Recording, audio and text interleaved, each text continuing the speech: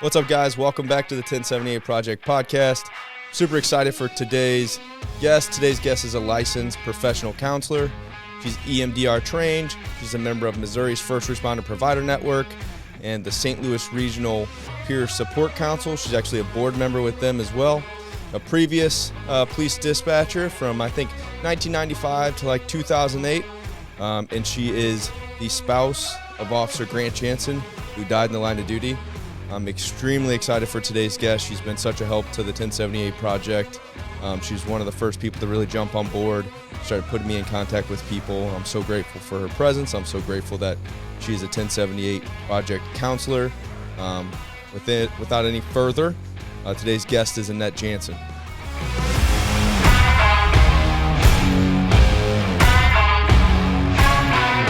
All right, welcome back to the 1078 Project Podcast. Today we're going to spend a little time with Annette. So how's everything going? Good. How about you? Pretty good, I think. Just busy, running around like a chicken with my head cut off. But other than that, Everything's going pretty well. We kind of talked off camera.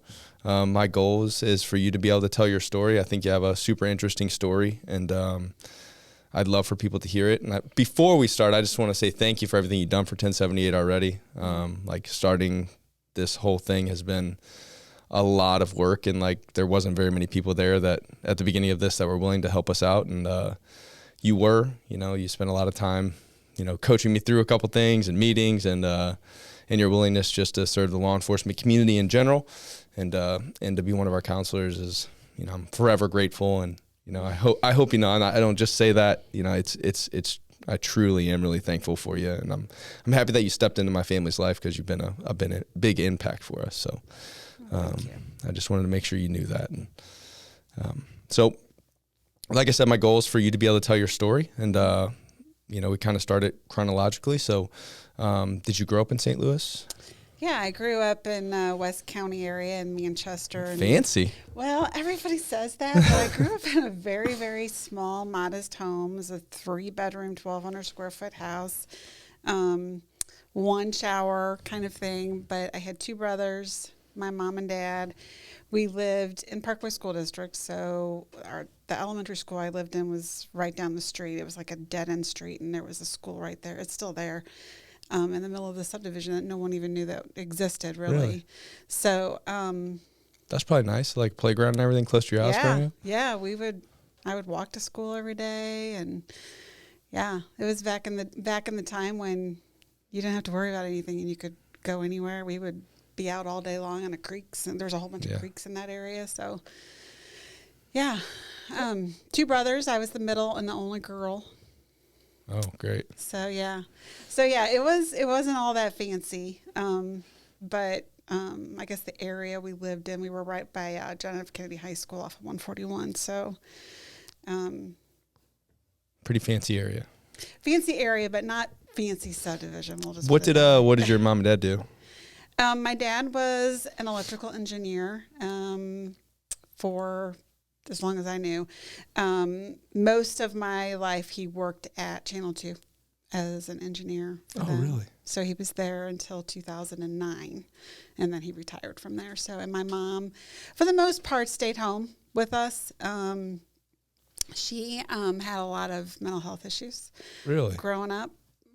So that was kind of like the catalyst, I think, that kind of brought me to where I am. Actually, it brought me to where a lot of where I'm at now, because it's interesting as I reflect back on it.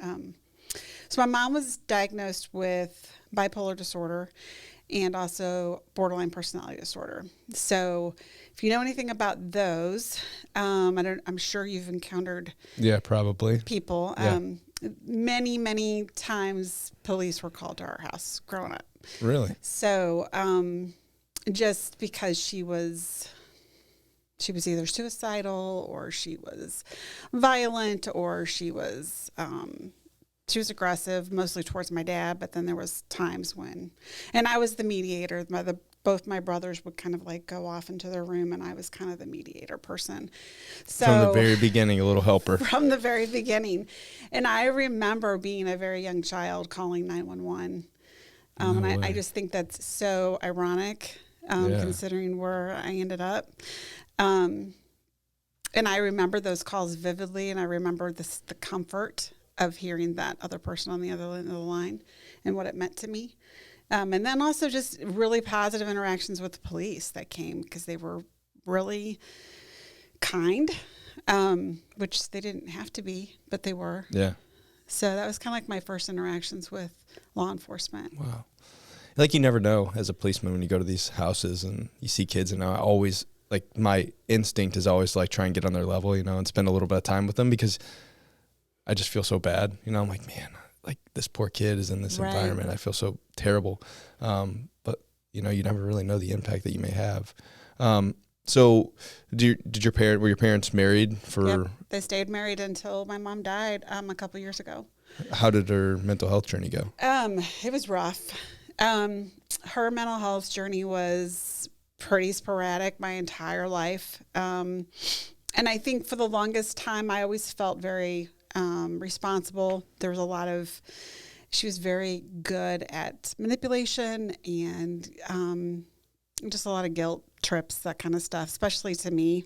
Mm-hmm. I was the only one that stayed home. We all three left at 18 and did not come back. My brother went into the Navy right out of high school. Then I left and went to college. And then my younger brother left right after into 18 and went into the Army. So it was like we all scattered. Everybody was ready to get out the door. The two brothers left and never, like, they went out of the country, out of the states, out of Missouri. They were gone. I stayed in Missouri. I felt like I needed to stay close. I was protective of my dad. I was just protective of my mom too. So it was just, I stayed close by.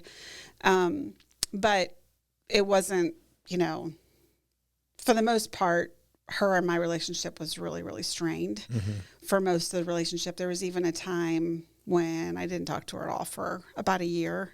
Basically, it was kind of like I got to the point, and this was not until in my 30s, but I got to a point where I was like, when it started to impact my own children, I was like, I'm not going to let them witness anything that I went through. So I was like, that was kind of where I drew the line. And I said, if you're not going to get help, then you will not have a relationship with me, or my kids. And that's kind of the line I drew. But it took having my own children to advocate that. Yeah. So I have to ask the age-old St. Louis question. Where'd you go to high school? Parkway South. Okay. Going through high school, did you play any sports or anything like that? Was there anything you were involved in? I did. Well, I did cross country and track. I did both of those for my first 2 years.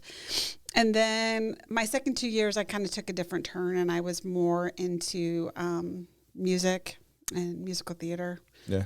So I did that my last 2 years. And then you said you went off to college shortly after that. Mm-hmm. Where'd you go to college?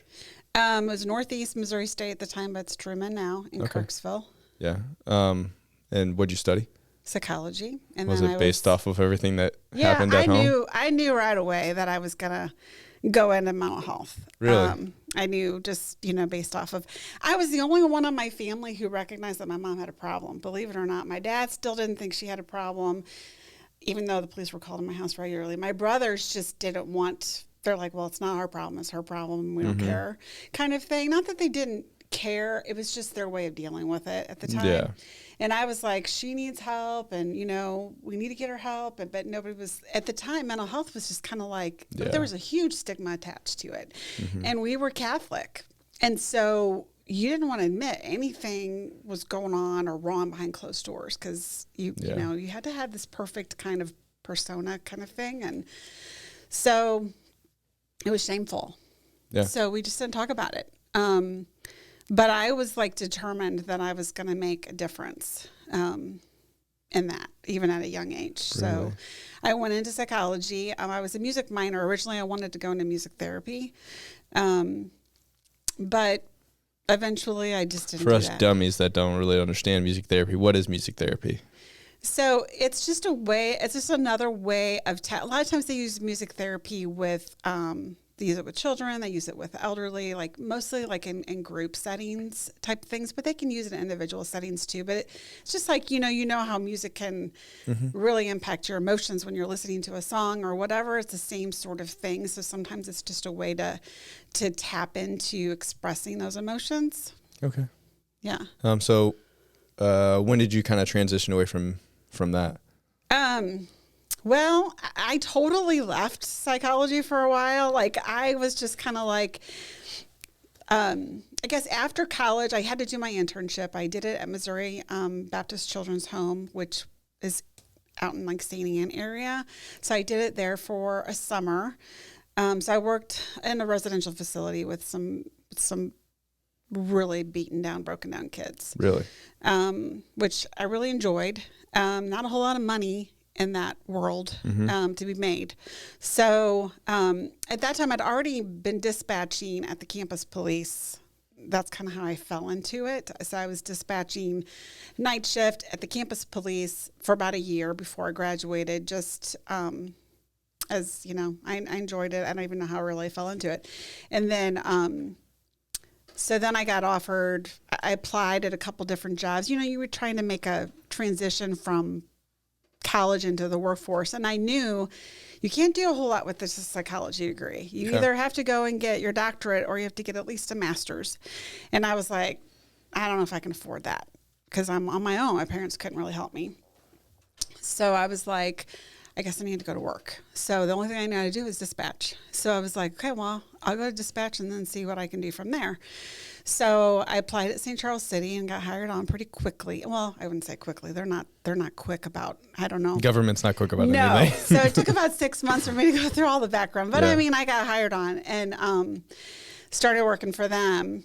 So it was kind of like, then I was making decent money. And it was kind of like, oh, you know, do I want to go back making peanuts? Yeah. $8 an hour at the time, you know? So it was just, you know.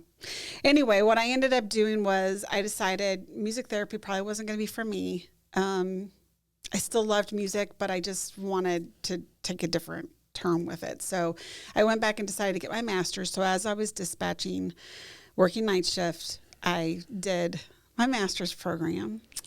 That took about 3 years, and a good 9-month chunk of that was spent at St. Louis County Family Court working with juvenile delinquents. Really? So I did that for about 9 months. Loved it.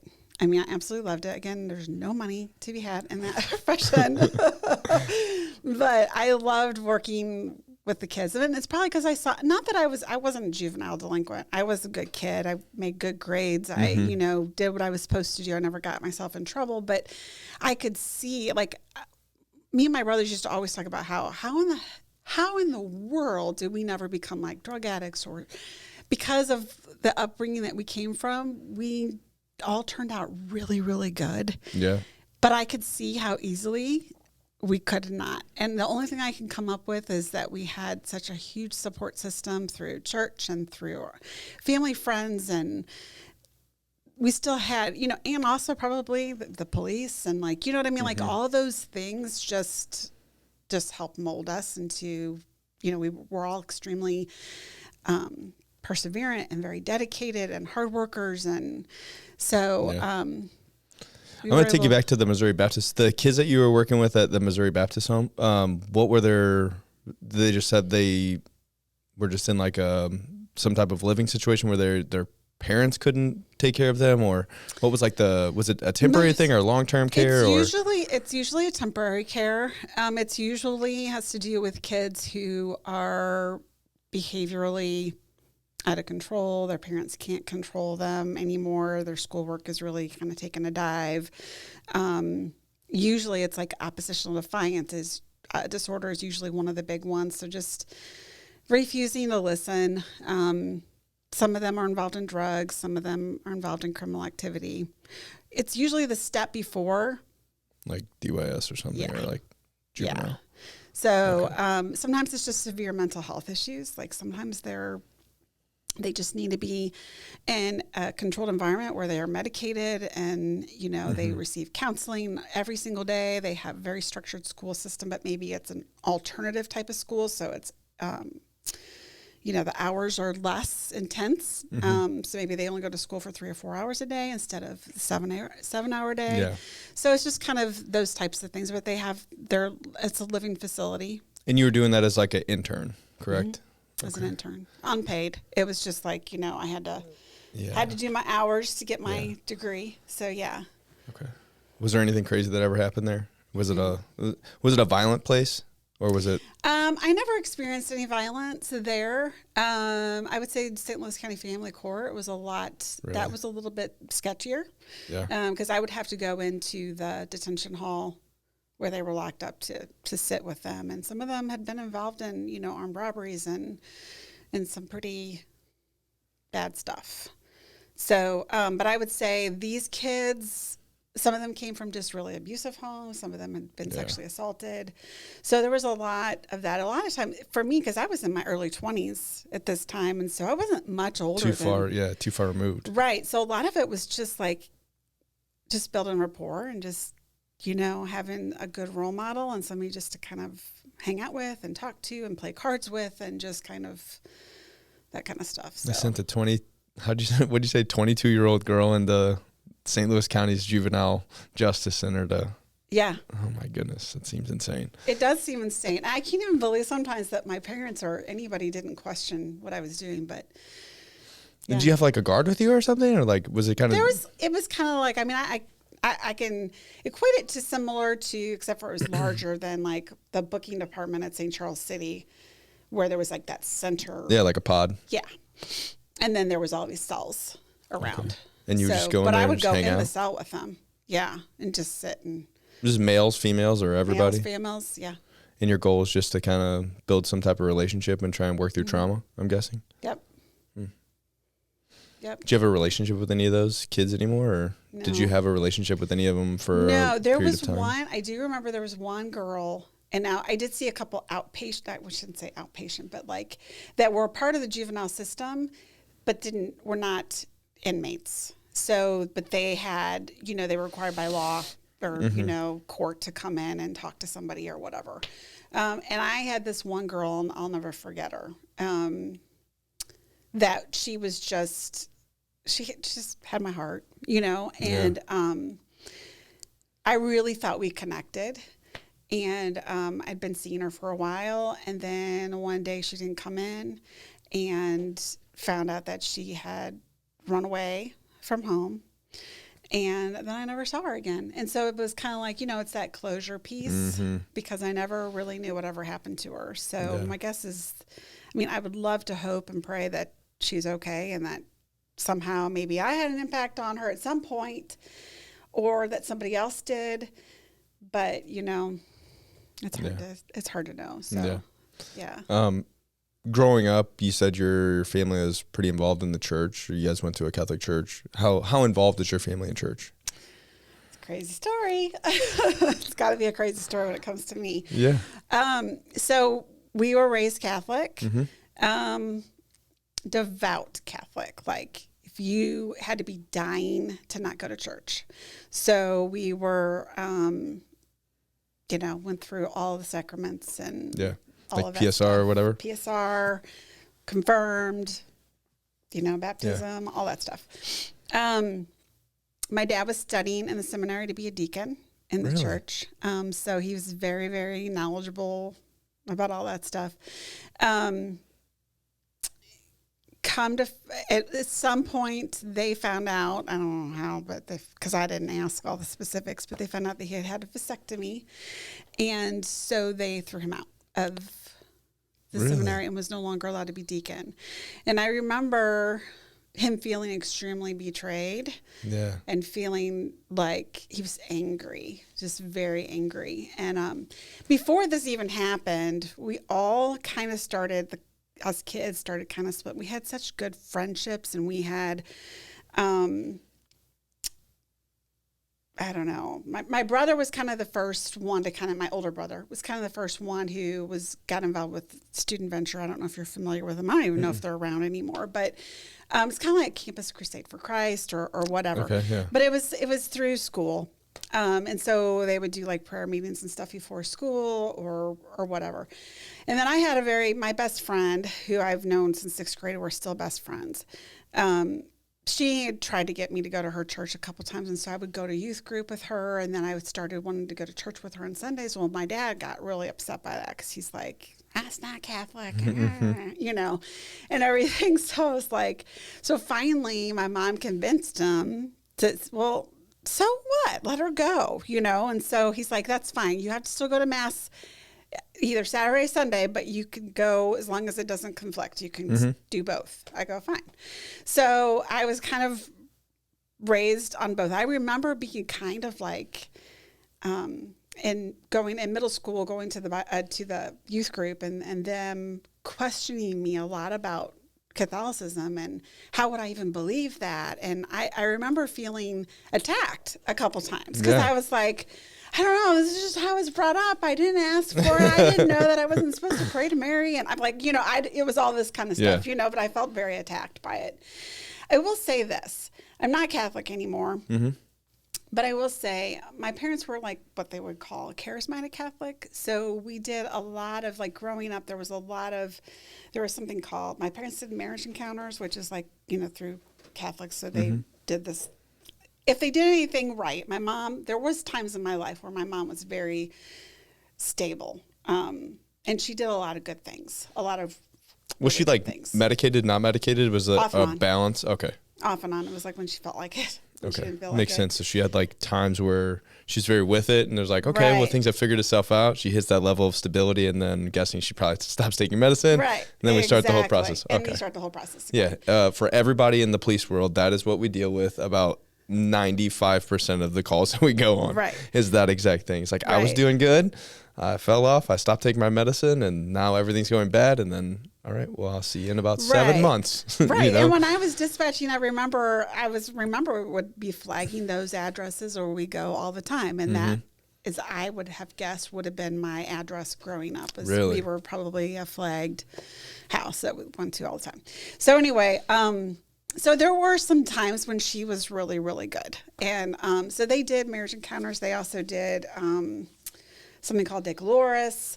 So these are all Catholic things that were based on Catholic beliefs, but had more of a Christian approach to it. Like their music was different. The, you know, you would see Catholics like raising their hands and service and stuff, which you would not see in a regular Catholic mass. So it was very kind of different. I was kind of used to that anyway. So what was my point? So, but when I started going to all these other places and I started asking more questions and I started, you know, getting more into my own spirituality and stuff like that, it was, I don't know, I just kind of took a totally different angle. At some point, all 3 of us kids left the Catholic Church, and then my mom left the Catholic Church, and then my dad left the Catholic Church. Really? So we're all like a non-denominational Christian now. Yeah. Sounds like everyone in St. Louis. I was talking to somebody the other day. Is like North County. It's almost like the churches controlled like everything. You know, like I guess St. Louis County in general is like if you wanted to play soccer, it's like you had to be a member of the church. They had to go to like CYC and like all of the leagues for all the sports were through, you know, Catholic churches. Like I remember growing up as a little kid, it was like, well, the church wasn't just like the church. It was like the church was everything. You went to, you know, you played sports with all the same kids that you went to. I went to Good Shepherd as a little kid. So my parents are Catholic. My grandma's like your dad, very, very, very devout. Like when I started going to like a Christian church, she was like, well, that's not good. You know, like I got rebaptized, and it was like, because it was my choice at that point. I felt like it was like I got baptized as a baby, obviously as a Catholic, and then I got rebaptized at like 22 years old because like now this is my choice to follow God. And my grandma was kind of like upset about that. You know, she's like, you already were baptized. Why do you need to be baptized again? You know, so I think that's like a really common story, at least in the St. Louis area. I don't know about the rest of the country. But. Yeah, and I don't want to like say anything negative about the Catholics because I mean, like for me, it just wasn't the right fit. But I did learn like my foundational stuff through them. I mean, I really did learn a lot about the Bible through PSR. And like, you know, I did learn, even though back in the day, I don't know how they do it now, but back in the day, you know, we weren't really allowed to read the Bible. It was put in a pamphlet. Like to read the Bible was like, you had to be like an important person to read the Bible. So that was My like, and I don't goodness. know what they do now, but I just know that, so that was a huge difference because even though I knew the Bible stories, I had no idea where they were in the Bible. I think that, yeah, now that I think back, is I kind of feel the same. Like I knew all the Bible stories. I knew, Yeah. I knew what happened in the story, but if you asked me where it was in the Bible, I'm like, I'm not really sure. They told me about it. They said that this is what happened. David fought Goliath. I promise it happened, but I don't know where it is. Exactly. Yeah, I never really thought about it like that, but yeah, there's some truth to that. So yeah, but it's been kind of interesting to kind of watch our whole family make this transformation. At what point do you think that you started taking your own? Was it in middle school is when you started moving in that direction? Yeah, but also recognizing that I still had to respect the boundaries that my parents had set, and go to both. You're such a good kid. I was a good kid, but it was out of fear. Yeah. Yeah, different time, So you go to college, you study psychology, you get out, you do some internships. Then you said was that your first job? So you dispatched at Truman, and then once you came back to the St. Louis area, you did that thing with St. Louis County, or did you dispatch then bounce back? I went to college. I dispatched. Mm-hmm. Then my last, after I kind of finished all my classwork at Truman, then I worked at the Missouri Baptist Children's Home doing my internship for the summer. Then they hired me on. Oh, okay. So I stayed with them. This is back when I was making $8 an hour. And I thought, I had made so it. rich. This is awesome, because at that point I'd only made $4 an hour somewhere else. What year do you think that was? It was 1994. 1994. Mm-hmm. So they hired me on, kind of like as a bachelor's level social worker. So I was basically doing the same thing as I was doing, just kind of going in and checking in. I had to have to do report writing and stuff on the different cases that I had. Did some family type things with the families as they would come visit and that kind of stuff. I was there for maybe 6 months before I got hired on with St. Charles City, and that was $11 an hour. And I thought, we made it. Doing really good now. So, yeah. And I knew that was still a means to the end, that I was still going to go back, but I just had to figure out financially how I was going to do that. Were you living on your own at this point? Mm-hmm. Like at an apartment or something? At first, when I moved back from college, I lived with a roommate. Mm-hmm. And then I lived on my own in my own apartment. So, yep. Man. What do you think about dispatching? Like when you... I'm guessing there's probably a pretty big difference between dispatching for a college and then dispatching for a city like St. Charles. So different. Yeah. Because we didn't do 10 codes. This is back in the 90s. So St. Charles City was all 10 codes. We didn't do 10 codes at campus police. It was all just... Were they police officers there, or was it security, or kind of a mixture? No, they had some commissioned and some non-commissioned. So some of them were students, that would walk around. It's a way to pay your tuition. Yeah. And then some of them, and they were, like the wannabe kind of like, I want to be a cop and, that kind of stuff. Yeah. A taser and a drop holster. Yeah, exactly. Yeah. I get you. But then some of them were commissioned. So usually they had one commissioned officer on. Now it's a fully commissioned police department, I think, in Kirksville. But at the time, it was only like 6,000 kids on campus. It was small. So it's grown quite a bit then. Yeah. So it was a small school when I was there. So then, it was totally different. And I remember, and I was even though I grew up in such a chaotic environment, I was very naive, like in a really bad way. And if you talk to anybody who was a police officer or dispatcher at the time I was hired on, they'll have some stories. So it was just, I was very naive, and I just, gullible, and just would fall for anything. Yeah.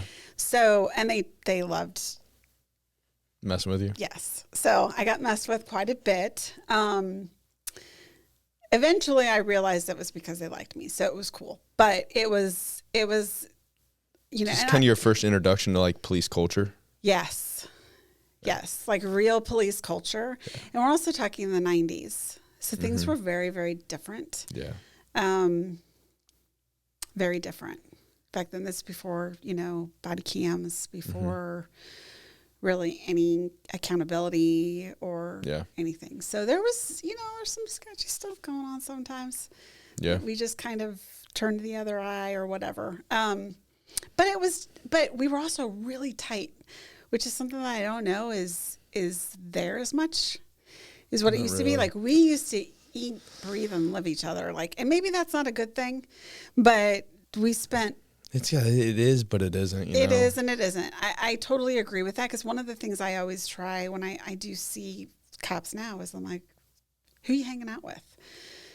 Because it really does help if you hang out with non-cops a little bit, because otherwise you're just constantly in that mindset and you don't kind of explore other areas. But the other piece of it is that we were family. Yeah. And I talked to a bunch of cops about this because it's something that comes up a lot on the podcast, is just like the difference in the eras of policing. And like, I truly do feel like this era is paying for like the sins of our ancestors, like the people that came before us. Oh, absolutely. And like the lack of accountability that there may or may not have been prior to, prior to my generation of law enforcement. But with that, you talk to the old timers and they talk about how close they all were, and everybody, this guy was at my wedding, or this guy was in my wedding, and this guy's my kid's godfather. And it was like this really, really close knit group. And even when I first got into law enforcement, it was like, that's what you did. Like I was a 21-year-old kid, just got into law enforcement, pretty, naive to exactly what police culture was like. And my first year, man, I was rode hard. Like the guys around me are like, we're going to make this kid into a cop, and anything I did, it was questioned and made fun of. And, but at the same time, you're going out together. You're going to, we went to the same bowling alley all the time after midnights. And we went to, if we worked afternoons, hey, we're meeting at the Drive tonight, and everybody would go to this dead end road, and we all sit around and talk and, drink a couple beers together.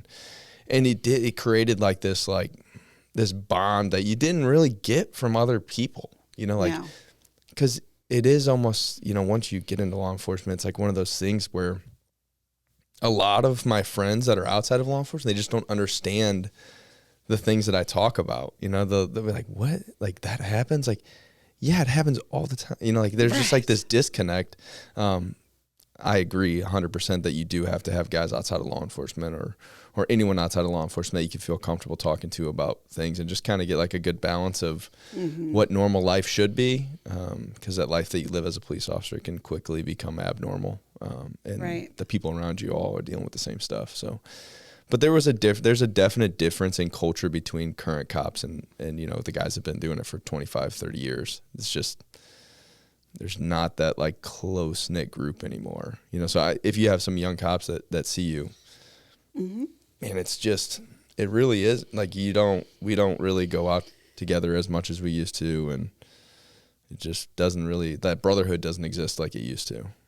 Yeah. And I mean, so that part, I feel like you said, I think there's some negatives to that, because I feel like then are they really able to express everything that they have? Because, even like in my line of work, when I see couples too, it's like sometimes the wives want to know what's going on, and sometimes the wives don't want to know anything. And so they don't have anybody to really and they kind of get used to like, nobody really wants to hear what I have to say because it's horrible. So they just keep it all inside, and that's not really good either. And, to your point, the only people that really understand a lot of that stuff are people that, have dealt with a lot of the same trauma. It's difficult to have a conversation with somebody who is an accountant about how you just left a suicide. They're not going to grasp the same things. No. So you have to rely on the guys around you to a certain extent. I got the best of both worlds with, the guys in my canine unit were all like brothers, because we're always around each other. We're always training together. Our dogs are always working together. If they have a problem, they call me. If I have a problem, I call them. So I have that like really close knit, like 4 or 5 guys around me that I feel like I can say anything to. And then I've made it a point to have people outside of law enforcement that I can feel comfortable talking to. That kind of just bring me back to like a normal everyday. Kind of grounds you. Yeah, civilian. Like no, you don't need to sit with your facing the door, man. You're at Applebee's. Nobody's going to come in here and shoot you, you know. That one would be hard to change, though. It is. I still do it.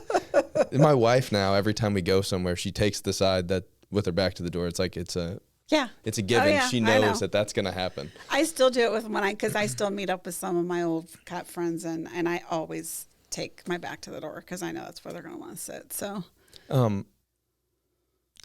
as a dispatcher, do you remember like your first really hot call, like your first hot call coming in, or the first time that you were like, oh my goodness, what did I just get myself into? Yeah, because going from campus police to like, we're checking doors and like there was nothing. Mm-hmm. I don't think I ever worked any kind of hot call. It was always the same kind of calls.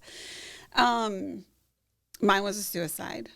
So, and I remember because I'm an empath. So, which is, why I was going into psychology. So, this was like traumatic for me. Mine was an actual suicide where I actually heard the suicide happen. Really?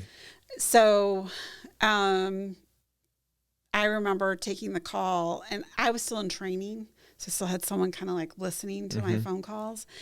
And I remember still being able to answer all the questions or ask all the questions and do all the things I was supposed to do. But I could remember feeling the tear rolling down my face. Like, I'm like, I cannot even believe I'm doing this. So, and there was, part of me growing up in the environment that I grew up in, I was always criticized and always kind of like put down to the point of where I felt like I wasn't,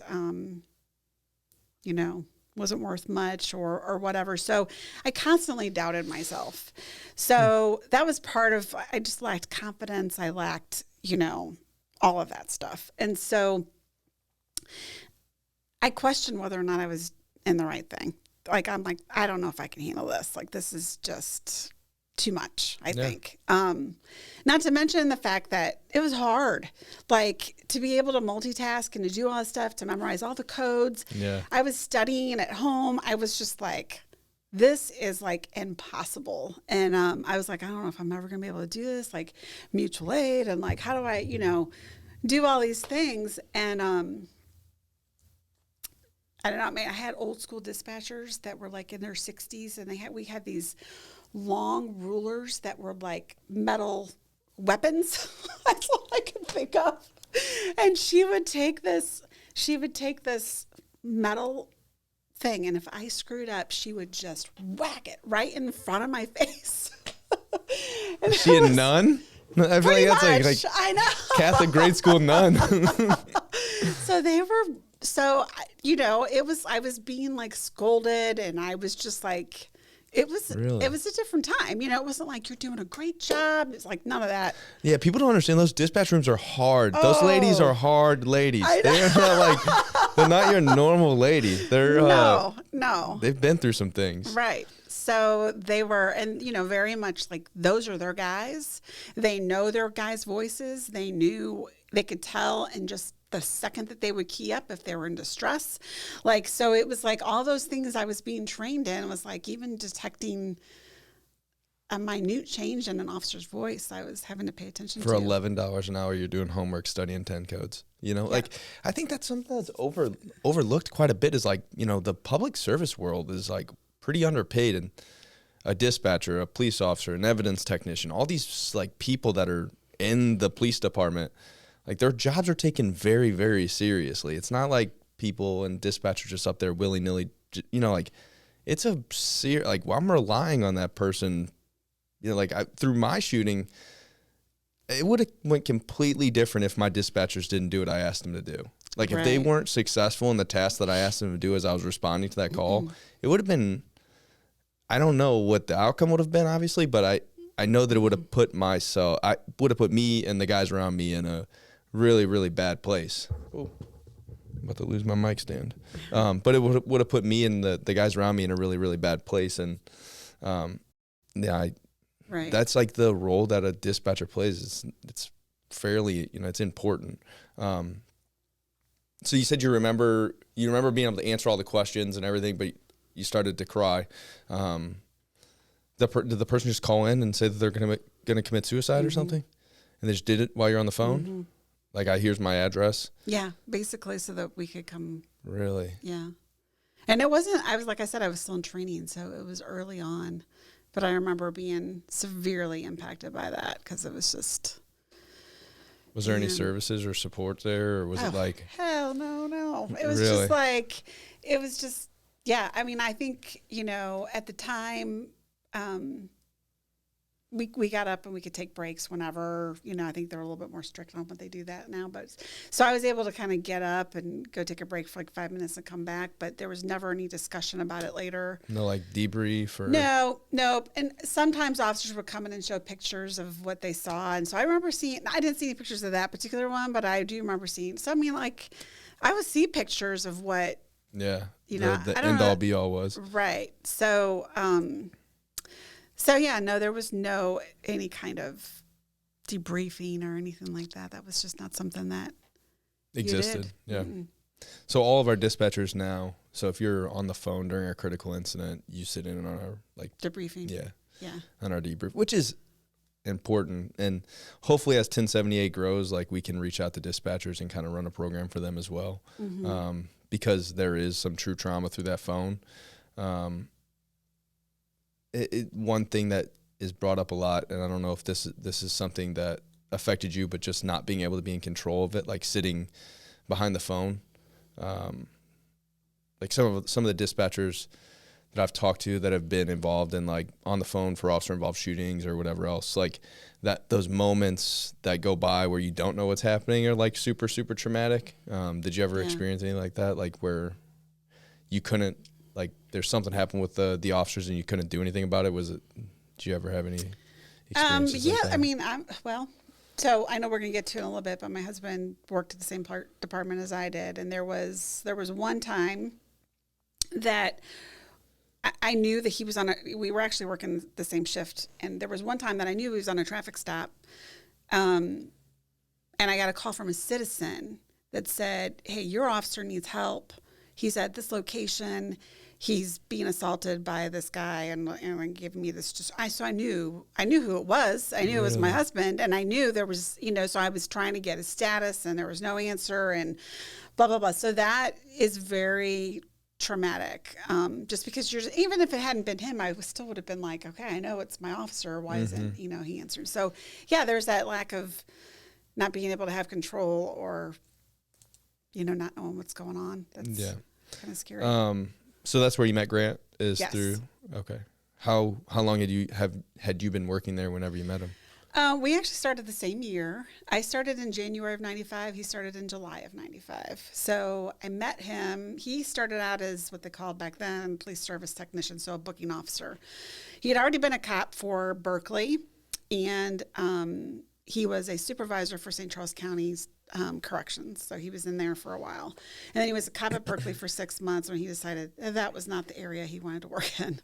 So he got a job as booking officer, but he was already, he already went through all of his police stuff. So within like 2 weeks of him they put him on the road. So I kind of already knew him, but I mean, just from that, but we didn't actually start dating till 97. So it was a couple years after that. Okay. Was it just like you just seen him like, hey, look at that guy? Like, No. Like he actually, so I was working midnights, he was working afternoons. And this was at the old police station, which I don't know if you're familiar because you were probably a baby.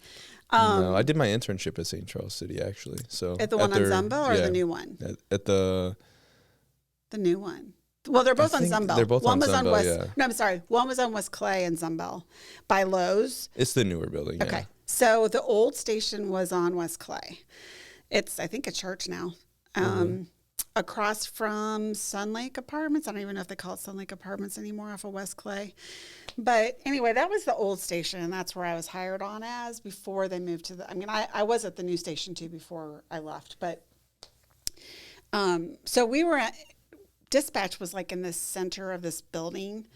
And so officers would come through there all the time. So that was another way we also They've learned from this, by the way. Oh yes, I know. Dispatch is not put in the center of the building. This is how, I think this is how they officers are avoid not relationships. allowed. Like I know they're like they're locked doors. You're not allowed in there and stuff like that. So, because at the time when I started dating Grant, I think I was the fourth marriage that came out of this department. So they decided after me that I was grandfathered in, but after me that that was not going to happen anymore. Yeah. So with good reason. Like if you wanted a relationship, one of you had to leave. One of you had to quit. Mm-hmm. So but we were kind of grandfathered in. So he came through dispatches. He was leaving his shift and I was logging on. And I was in the center. There's 3 main spots, and I was in the center once. I was working radio, and I was logging on, and he just came in and whispered in my ear and said, "What are you doing Friday night?" And I was like, "I'm working." He's like, "Oh," and he just left. Like that was all he said, and I was like, "Well, that was weird," So then nothing happened for a little while. And then I was walking down the hallway one day, and I guess he was behind me, and he's like, "So when are we going to go out and do something?" So yeah. Sneaky and persistent. Yeah. So we met up, and I think we had a barbecue or something at his house with a bunch of friends. So, but I was very concerned. I didn't want anybody to know. I didn't want, so. Yeah, I get it. I worked at a police department. Yeah. It's all top secret, and everybody already knows. Everybody knows, exactly. So yeah. So, but it was all good. So we dated for about 3 years before we got married. Oh, really? And did you guys work together that whole time? So for that 3 years? Yeah, we worked the entire. It had to be bizarre working together. We in never like an really environment worked. Like Well, I mean, I guess, and initially when we were dating, I don't know that we ever really worked the same shift. We would work overlapping sometimes. Did you guys work the same types of shifts? Like I've had at our department, I think our dispatchers have worked like 8-hour shifts while the guys are working 10s, or. We all worked 8 hours at the time. And we were back then it was all like, you put in for what shift you wanted. Seniority you got based. that, and you got that for the entire year. So I was on midnights for my first 6 years. I was not moving. Sometimes I think that's better though. Sometimes to be 100% I do, but honest. then the only bad thing is that if you are low man and there's You always just keep getting stuck on you're going to be on that for freaking forever. Yeah, the rotation sometimes is really tough. I can't It's like your imagine doing a sleep rotation. cycle just gets destroyed. Yeah.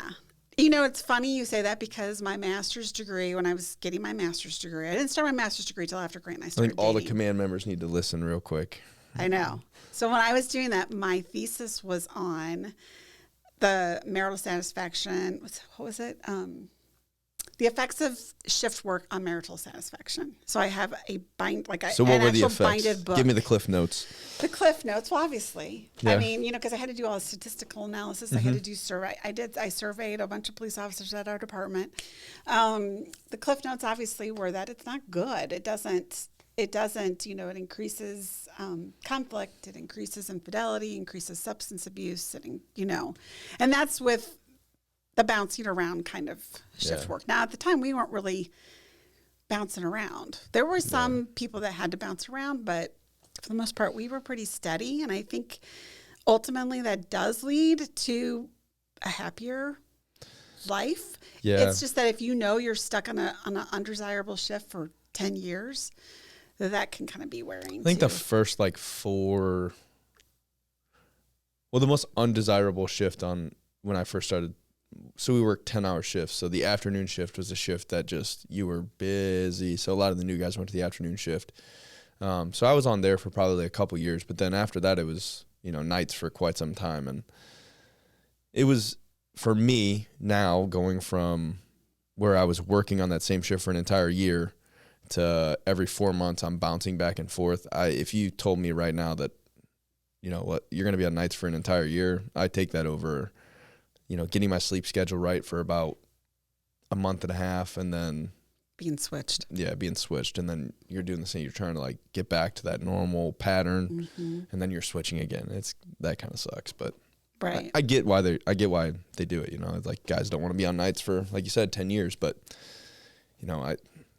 I'm sure there's studies out there that are reviewing this, and I guarantee it's terrible for you, taking years off of your life. Taking years off of your life, yeah, because that was what my thing was. The circadian rhythm was like, if that's not like balanced, you know. And the thing is too, like if I worked when I was young, single, and I worked midnights, even on my days off, I stayed up. Me too. Because that was the only way that I felt halfway normal, you know. And I had the room darkening shades, I had all that going on, because otherwise I just felt, so I would go shopping at 3:00 in the morning, whatever. That was kind of nice though. It's like a Tuesday, you know, it's like Tuesday at 3:00, nobody's there. You like, you get the whole store to yourself. Right, exactly. So those are the benefits. Those are the benefits. Yeah, for sure. My wife is, you know, she's a nurse and she's bounced back and forth quite a bit, and it's the same thing, you know. It's like she just doesn't ever really get enough time on a single shift to really get like a status quo of like, okay, well, this is like, I can have some normalcy here. It's like, you know, she's working nights and she's working days and she's working nights and she's working days, and like just never settles. So obviously our household's insane, but because both of us are shift work. Yeah. Yeah, and when you're on nights, it's like you're working days anyways, because your kids got to be up at a certain time. Exactly. Get a couple hours of sleep, and then, you know, you try and sleep at night when your kids are sleeping, and it's just kind of, I'm preaching to the choir, but, you know, the shift work thing kind of sucks sometimes. It's hard. So you guys weren't working the same shift, but you were working in the same department. Other than that one interaction that you said, that was after you guys were married? Yes, that was at the news station. Okay. So yeah, I mean, we would work because, I mean, he worked a lot because he was canine, so he worked, and he was also in, like, as he got further in his career, he was very much into like a specialty kind of thing, because he was known as our drug interdiction officer. So he kind of got to the point where he could pick whatever hours he wanted, because they just knew he was working the highway and he was going to get drugs and money, and they didn't care when he worked as long as he got the drugs and money. So so sometimes we would work, but it worked to our advantage because we had little kids, and then, you know, we could kind of When alternate. you met, did he have a dog? No. When he first started there, he was just patrolling, but he was known as he was very annoying. He was our traffic. Like constantly stopping cars? Everything that he could find, he was stopping. And you knew that they were either going to be revoked, suspended, or wanted. So it was like, we're ready to run them. And this was back before they had computers in their car, so we had to do all the work for them. So, you know, that was annoying. Yeah. Yes. Oh, man. When I my first year in law enforcement, we had like the cars that had the computers are like built into it was like old Crown Vics and like built into the actual dashboard. Yeah. And like they were touchscreen, and one of my FTOs, every time I touched the screen, he'd smack my hand. He'd, stop messing up my screen. I'm like, it's touchscreen. How else am I supposed to use the thing if I can't touch it? Like, what's the point of having the thing in the car if I can't touch it? He'd smack it and wipe it down again. I'm like, it doesn't. Like, come on, dude. He didn't want you to touch the screen? Yeah, he wouldn't let me touch the screen. Every time I touched the screen, he'd freak out. He'd smack my hand and wipe it back off again. Oh, my gosh. So I had to run everybody through dispatch because I couldn't touch the screen to use mules or anything. Oh, my gosh. Yeah. That's crazy. And maybe he's just being, I don't know, maybe it's one of those new people things, like you're going to run everybody and get used to the phonetic alphabet and everything else. That there could be some truth there, but, or maybe he's just trying to like intimidate me. I don't know. But yeah, every time I touch you, smack my hand. Come on, man. I've been using computers forever. I know you're like 60, but. Exactly. Yeah. So you guys dated for about 3 years. And when did the dog come into the picture? Oh, well, after we were married. It was about the same time we had our first child. Oh. Yeah, I was not happy. Yeah. Yeah. He wanted, so, you know, the drug interdiction thing developed out of this constant traffic stop because like literally he was a magnet. You know, I know you probably know cops. Maybe you're one of those cops. I don't know. But it was like everybody he came into contact was wanted, suspended, revoked, or had a gun in the car or something, you know. So he'd already seemed to be developing that sixth sense kind of thing. So he was really getting into that. There was already 2 K9 units at our department, and that was like the limit back then. And so they were like, at the time, they're like, he's like, I really want a dog. And they're like, No. And they're like, if you want a dog, see what you can do on getting it yourself.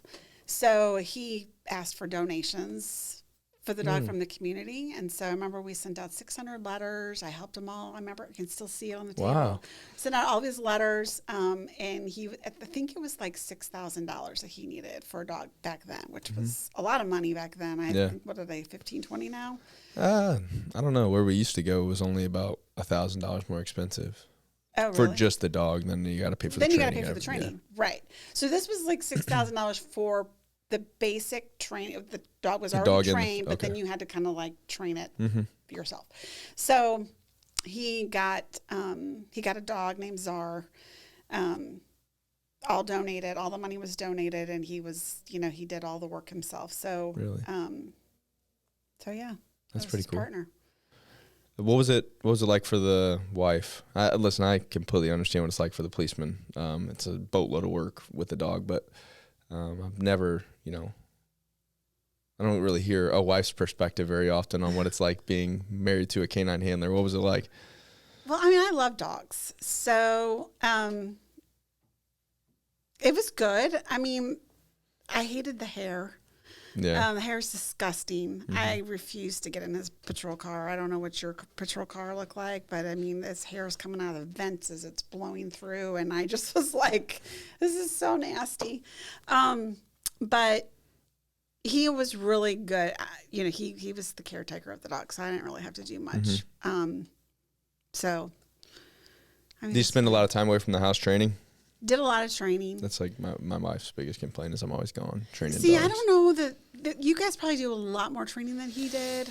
He did go to like St. Louis City and did like this big 6-week long class that he had to do every day for a little while. But now I think they do do you go like every week or something and do something? Every 2 weeks we get like a full day of training. Do that. So he did a lot of his own training in the backyard. Yeah. Back then. So Same it was thing. You do that too? Yeah. Yeah. It's an everyday thing. Especially with my new dog. He's just a fire plug, so he's got to be worked all the time or else he becomes unbearable to be around. Right. You got to have that, get out that energy and stuff. Yeah.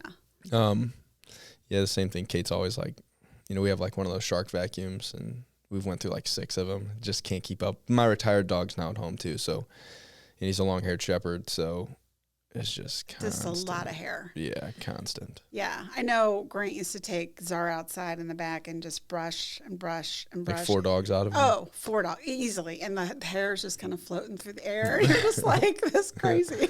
Yeah. Yeah. So you said that was like, you guys got the dog about the same time you had your first kid? Mm-hmm. Were you still working as a dispatcher then? Okay, so working as a dispatcher, he's working as a cop, and so we got married in 97. I'm sorry, we started dating in 97. We got married in 2000. Okay.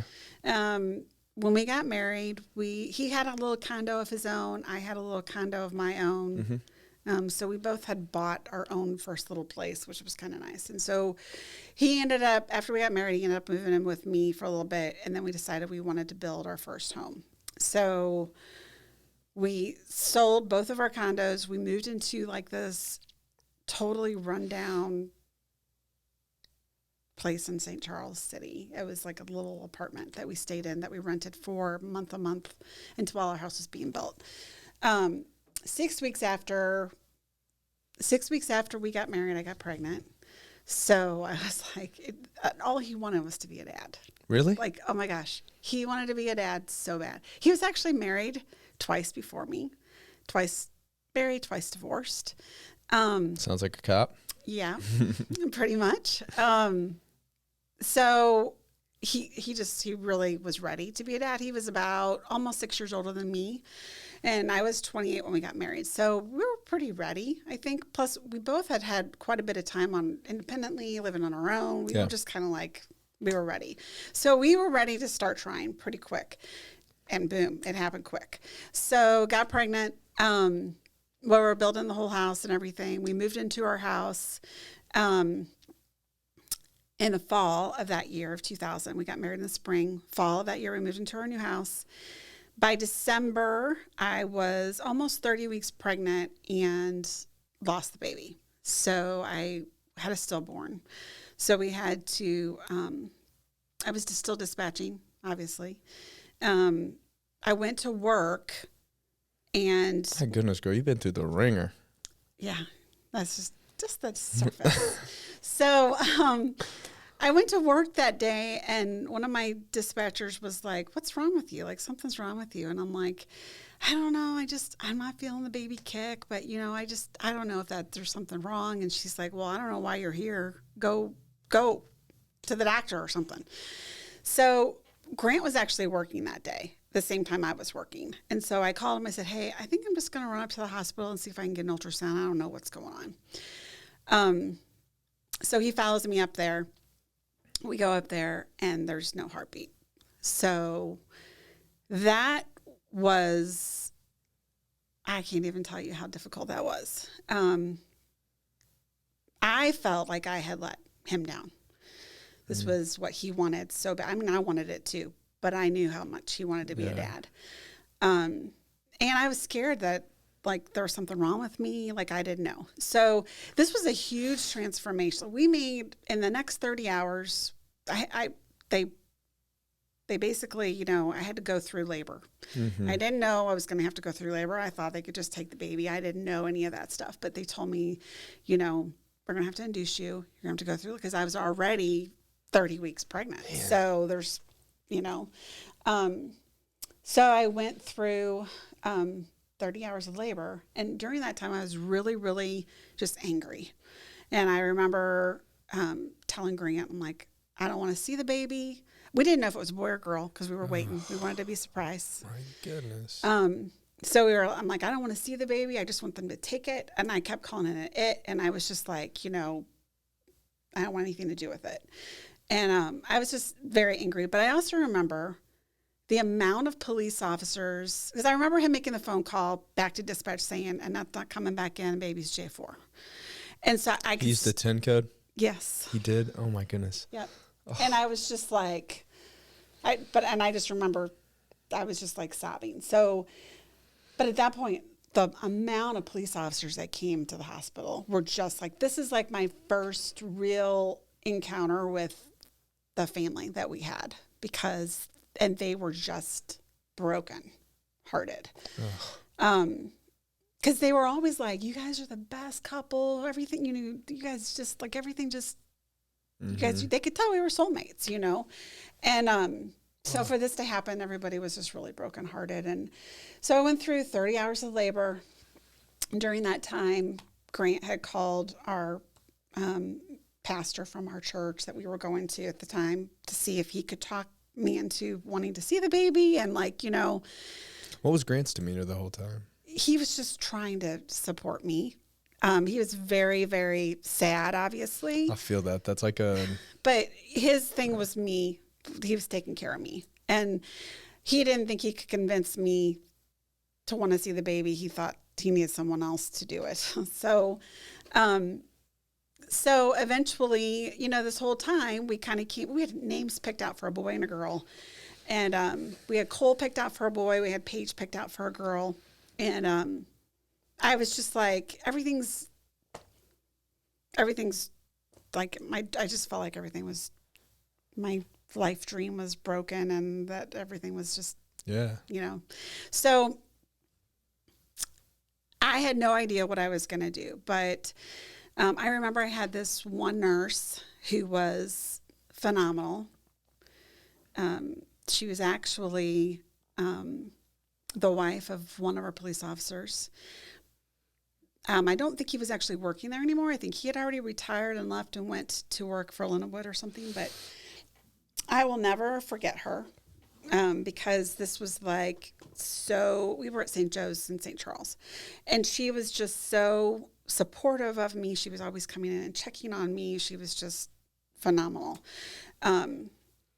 And I kept thinking, they gave me Pitocin, nothing was working. And I was just like, I didn't feel like I was doing anything.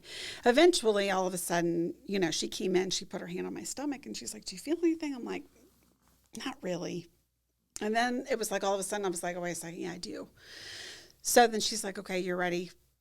So when I had to push the baby out, my doctor was like, it didn't take long because it was only 2 pounds, 6 ounces, 15 inches long. And how far along? You said 30? About 30 weeks. He said that it was a boy. And then he's like, do you want to see your baby? And I was like, of course I do. So it was just like, everything just melted and changed. And we held on to our baby for several hours. We have pictures. We have the clothes that he wore. We actually named him because we kept going back. Do we want to waste our name on this child? Or do we want, so we ended up using the name Cole because it was like, that's what we picked. And he's our son. Oh my and goodness. So we named him Cole. We had a funeral for him. And this will come full circle at some point later in this conversation that we'll get to in a little bit. But it was just, I'll never forget it. I mean, he would be 24 this year. Oh. So it's something that I'll never forget. I did feel like this was probably the hardest time in our marriage after that. That's what I was going to ask is like, how did this impact like your guys' relationship? Because it's like a super traumatic thing that really affects both of you. And in different ways. Yeah. Because he was like, well, let's try again. I'm like, you don't just try again. We just, you know what I mean? Like, you don't just try again. Yeah. So, and I just remember I remember we got into a fight and I go, I'm not the same person as I was. And he's like, yes, you are. I'm like, no, I'm not. And so we had this really difficult thing. So, and it was weird because... I feel you. Trust me. Kate and I have been through some things, and that conversation gave me chills because it's like I've been in that conversation where it's like we need to get back to normal. It's like, I'm not the same anymore. And it's like, well, I don't know what to say to that really. I don't... Right. I don't know. Like, wait. And I think that's like a police officer thing too, is like we're very much like, let's just fix it. Like if you put a problem in front of me, I will solve it. We'll fix it, and then we'll move past this thing. And just because I don't know who's listening, I don't want to go into a lot of like details about Kate and I's situation. But it was like got to the point where it was like, I want to fix this, and I'm trying to fix it, and I'm trying to fix all of these things, but I can't fix them for you. And like it gets to the point where I was like, I don't know what to really do anymore. Like I can't just keep taking like you being upset all the time. Like I think it's just the difference in like male and female to begin with, but then also like police officer and non-police officers, like our goal is to like, every call we go to, we do the same thing. We find out what the problem is, we fix the problem, and then we leave. And then like in life, that's what we do too. It's like, I find out what the problem is, I fix the problem, and then we move past it. And it was like, you're aware of the situation, but that was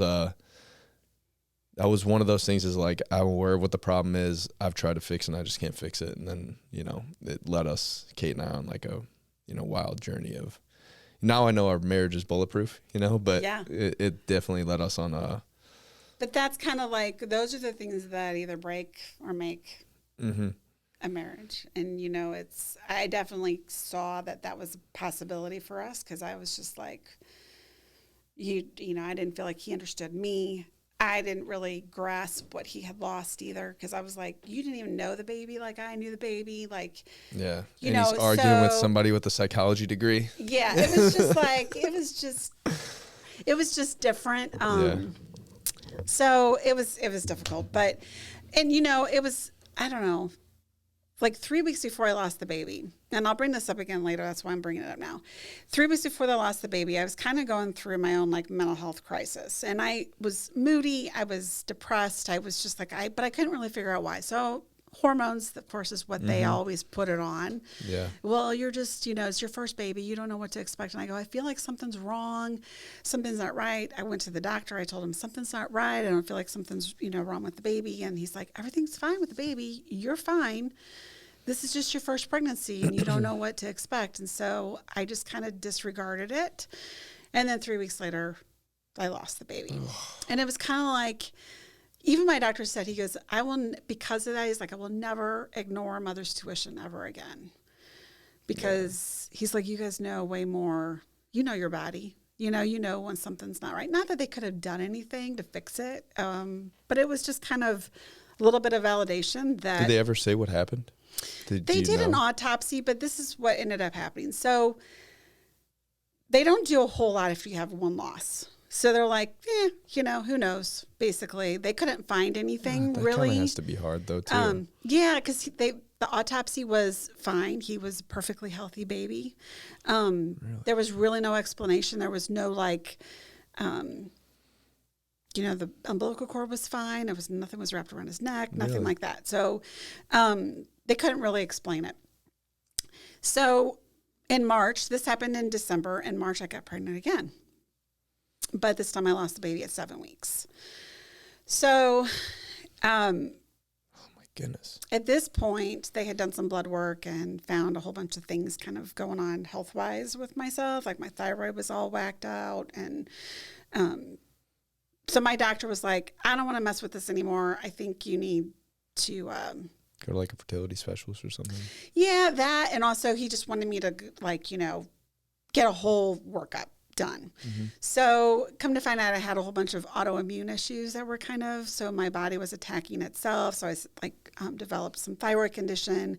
I had some markers that looked like lupus, some different things. I had some rheumatoid arthritis factors that were coming into play. And I also had some liver problems. So I had like a liver enzyme or liver biopsy done. And there was just a slew of things that happened. Mm-hmm. Eventually they were like, we can't really figure out anything because things would come and they would go away and they would come and go away, which if you know anything about autoimmune stuff, that's what it does. It kind of waxes and wanes.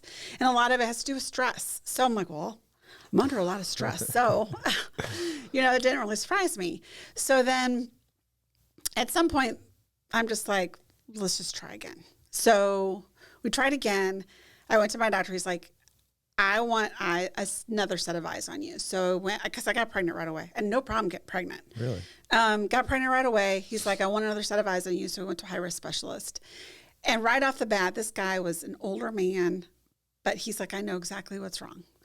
And so he did all this blood work, came back, told me all the things that were wrong, which there was a lot of different things, and I won't bore you with whatever it was.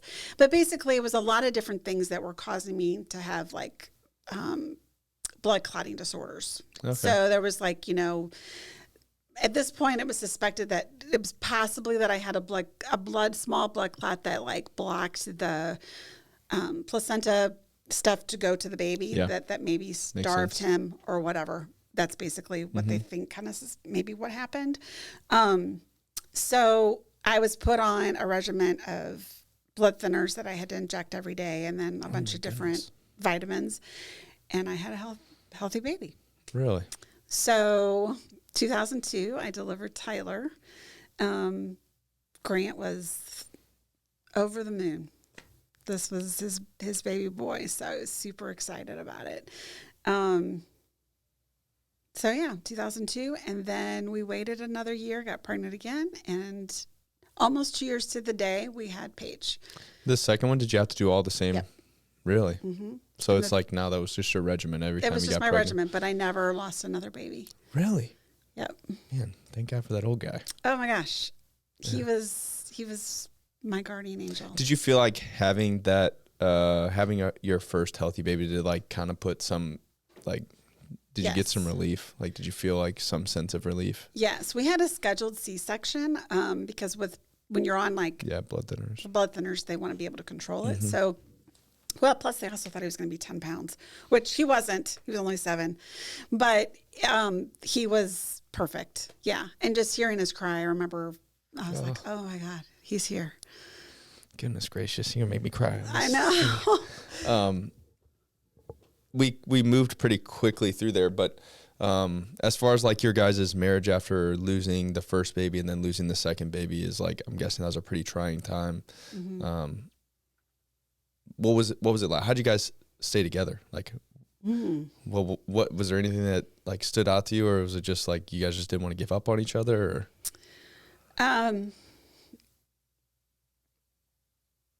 Our love was just so deep.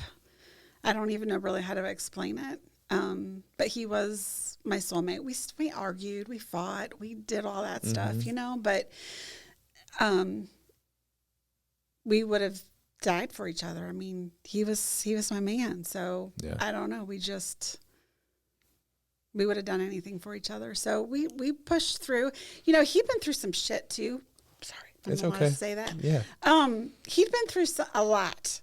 So he went through 2 divorces. Moved back home with his mom. His mom was married to his stepdad. Moved back in there. This was about the time he was going through the police academy. So in his mid-20s or so. Mm-hmm. And his stepdad killed his mom in front of him and then killed himself. No way. So this was in Jefferson County in like 1994. It happened the year before we met. Oh my goodness. So he had been through an awful lot himself. Yeah. And so I think neither one of us were used to giving up. Yeah, that, like resilience. Yeah. Oof. Man. That's insane. Did you guys ever talk about that? Or was it like... All the time. I was going to say, was he like a normal police officer who just kind of ate his trauma? No, he wasn't. Really? He was very emotional about it. I feel like that's me. I feel like I'm like that. You can ask Yeah. my wife, but I feel like that's me. I feel like when I'm like I process things verbally. Yeah. So when something's bothering me, like I can't stop talking about it. Like I'll talk, like Kate will be like, okay, you know, we've had the same conversation 4 times. Like, but I promise I really love you. I know.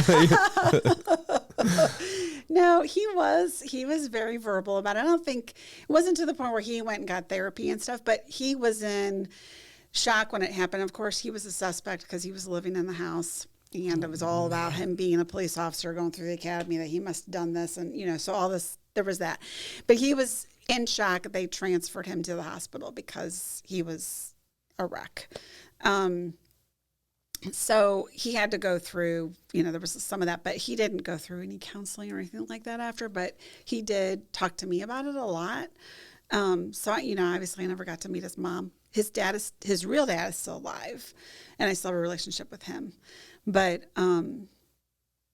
yeah, that was a very difficult thing that he went through. Yeah. I do know that when they hired him on, that they asked, because they were concerned, like, you know, you're going to be able to go on suicide calls? Or you're going to be able to do this stuff? And he's like, yeah.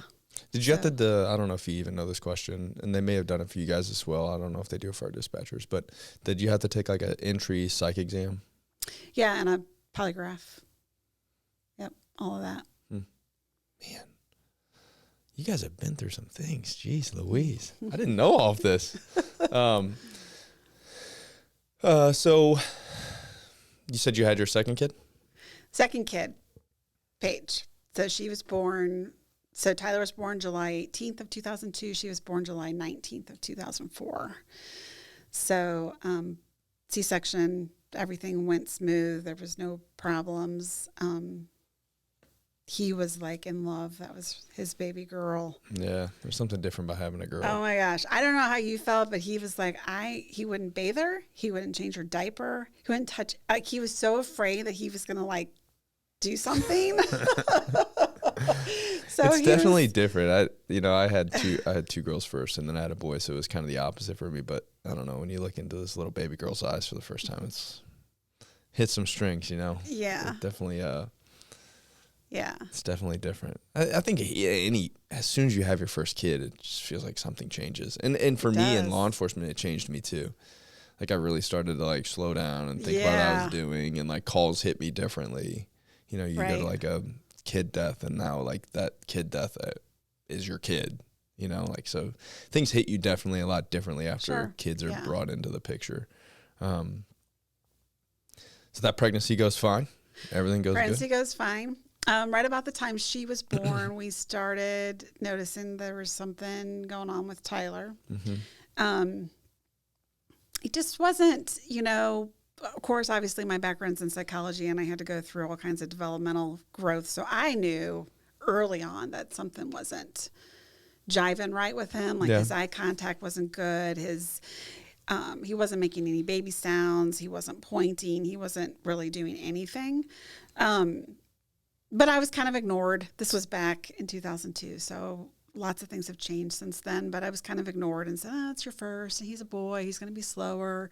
Got all that kind of stuff. Mm-hmm. right when he was about 2.5, they started saying, okay, yeah, maybe there's a little bit of a language delay because he wasn't speaking at all. So we got some assessments done, and eventually he was diagnosed with autism in 2005. So he was almost 3 when he got the diagnosis. So at this point, we had already built our second home.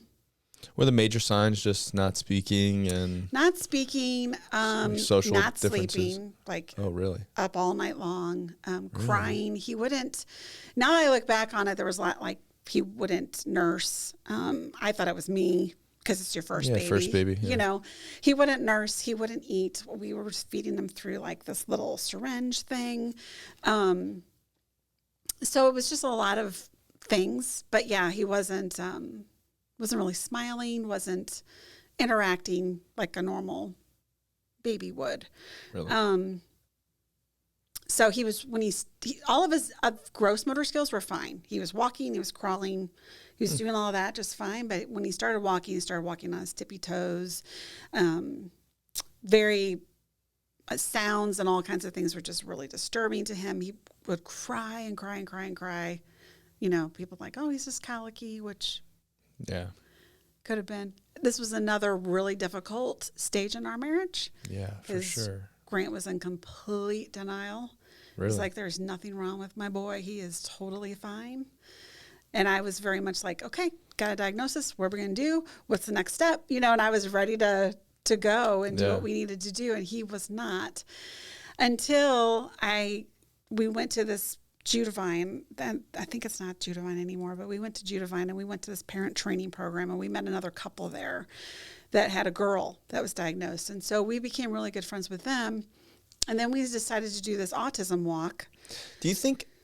Go ahead. Sorry. I wonder, like, autism... Was that about, like, when autism started to become, like, a really, like... It seems like before that, like, people just ignored it. Like, it didn't exist. Mm-hmm. You know, like, kind of like what you're talking about with your mom. It's like, no, nothing's wrong. We just... Right. You know, we just avoid this whole situation and act like it doesn't happen. You said that was 2000 and what? 2005 is when he was I feel diagnosed. like that's like pretty early on for like now. Obviously, there's every kid is getting screened in school, and there's so many different things that are happening now. Was there any programs out there that were like, or did you have to go to like specialists? Or how mainstream was like that whole movement? I guess. It was well. I mean, we had like. Parents as Teachers is what we first started out with through the school district. Mm-hmm. And then we moved up to, because you had to meet certain requirements, which were actually very difficult to get accepted into First Steps, which it's a government funded kind of thing where it's very developmental. So they had in-home therapy that was coming into the house. So they started out with speech and language. They did developmental therapy and they did occupational therapy in the home with us. It was very time consuming though. Then they wanted us to do something called ABA therapy. Were you still working at this? Oh my goodness. So, which was going to be about 20 hours a week of therapy. And I was like, oh my gosh, and at the time insurance didn't pay for it. So it was going to be about $40,000 to $50,000 a year. Well, that was my salary. Yeah. You know what I mean? So I was like, so we couldn't do it. So we didn't do it. We just did the best we could with what we had. Mm-hmm. There was a place called United Services in St. Peter's that was phenomenal that he went to for like a preschool, and they did a lot of therapies with him. So there was still quite a bit of stuff. Mm-hmm. Nothing like what there is now. Yeah. And now insurance is required to pay. Really? So it's a lot different.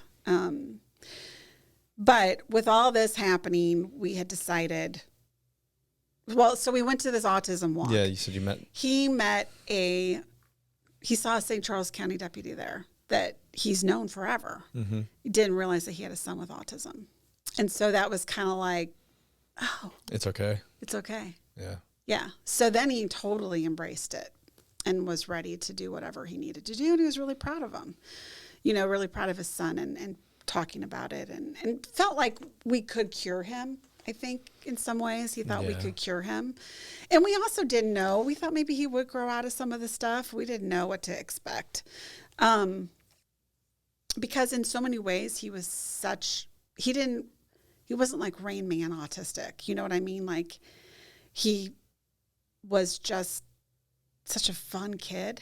Yeah. So it was just like, it was still kind of hard for us to understand. And our family was not, certain members of our family were just kind of like, he's fine, isn't really, you know what I mean? Yeah. Because, there's nothing over the top. You're like, well, okay, yeah, something is going on here. Right. Until he got a little older. And every year he got older, you saw the gap get bigger and bigger and bigger. So then you start okay. You know, but then I wonder if I wouldn't have started so early, what would he be like? Because we really started early with the treatments and stuff. And he had to be medicated pretty early, too, because of just severe emotional regulation problems and stuff. So fast forward a little bit, we had decided I'm going to stay home. That was my goal. Stay home from work. So we needed to sell our expensive home and move down to a little house in St. Peter's. So that was kind of the goal. When we got there. Kudos to you guys for, making that decision, though. Well, we were trying to. We got there and we moved into a house that really needed a lot of work. Yeah. So it had mold in the basement and stuff that we didn't know. So we had, anyway, long story short, we were not able for me to stay home for a while. Like I was like devastated that we moved into this house that I really didn't want, but now I wasn't even going to get to do what I wanted to do. So, and Grant was working lots of secondary, so he was at home. So I was working a lot of overtime too. So it was just kind of like this, bouncing back and forth. So we had 2 kids. And then that kind of leads into, we just kept going through the grind of our daily life and doing all the therapies and doing the best we could just to survive through that. Yeah, was it kind of like a seeing each other in passing type all thing? The time. Yeah, that guy. You can relate to that, can't you? Yeah, I've been through that for sure. Yeah. Kate going through nursing school and, yeah, and now it's kind of settled down. She cut back her hours and stuff, so she's at home more. So that's, you really start to I get to appreciate the time, that time again, which is really nice. But sometimes and I don't know if maybe this is just a cop thing and we don't make that much money, so that happens quite a bit, but you see that a lot. It's guys my wife's on 12-hour shifts and I'm on 12-hour shifts and we see each other and then what does that lead to? All the other negative things that we talked about earlier. But well, I feel like cops and nurses, cops and teachers, there's a certain... It's a public servant thing. Yeah. It is. I think maybe it's just the same type of personalities are drawn to each other, like those goodwill industries, I guess. But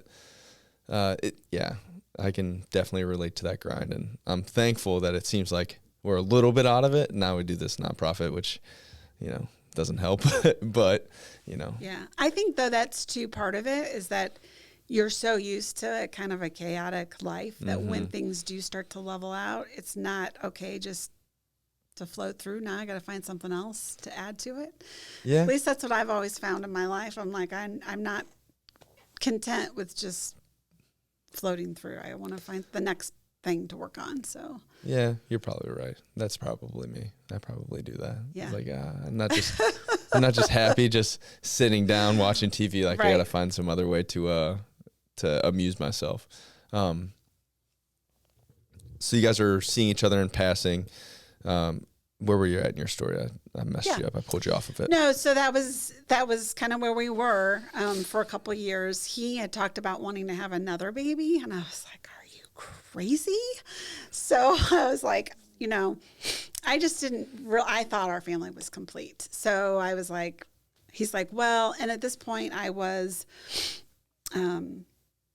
36, and I was like, I just don't want to have a baby this way. Yeah, and my baby at that point was 4, so I was like, we're everybody's out of diapers, right? We're one year away from sending them to school. Exactly. So I wasn't really, but again, we were so much into just wanting to make each other happy. That was just the thing. So I was like, okay. So I told him, I said, listen, I'm not going to sit there and do anything crazy. If I get pregnant this year, I get pregnant. If I don't, by the end of this year, you're getting a vasectomy and we're done.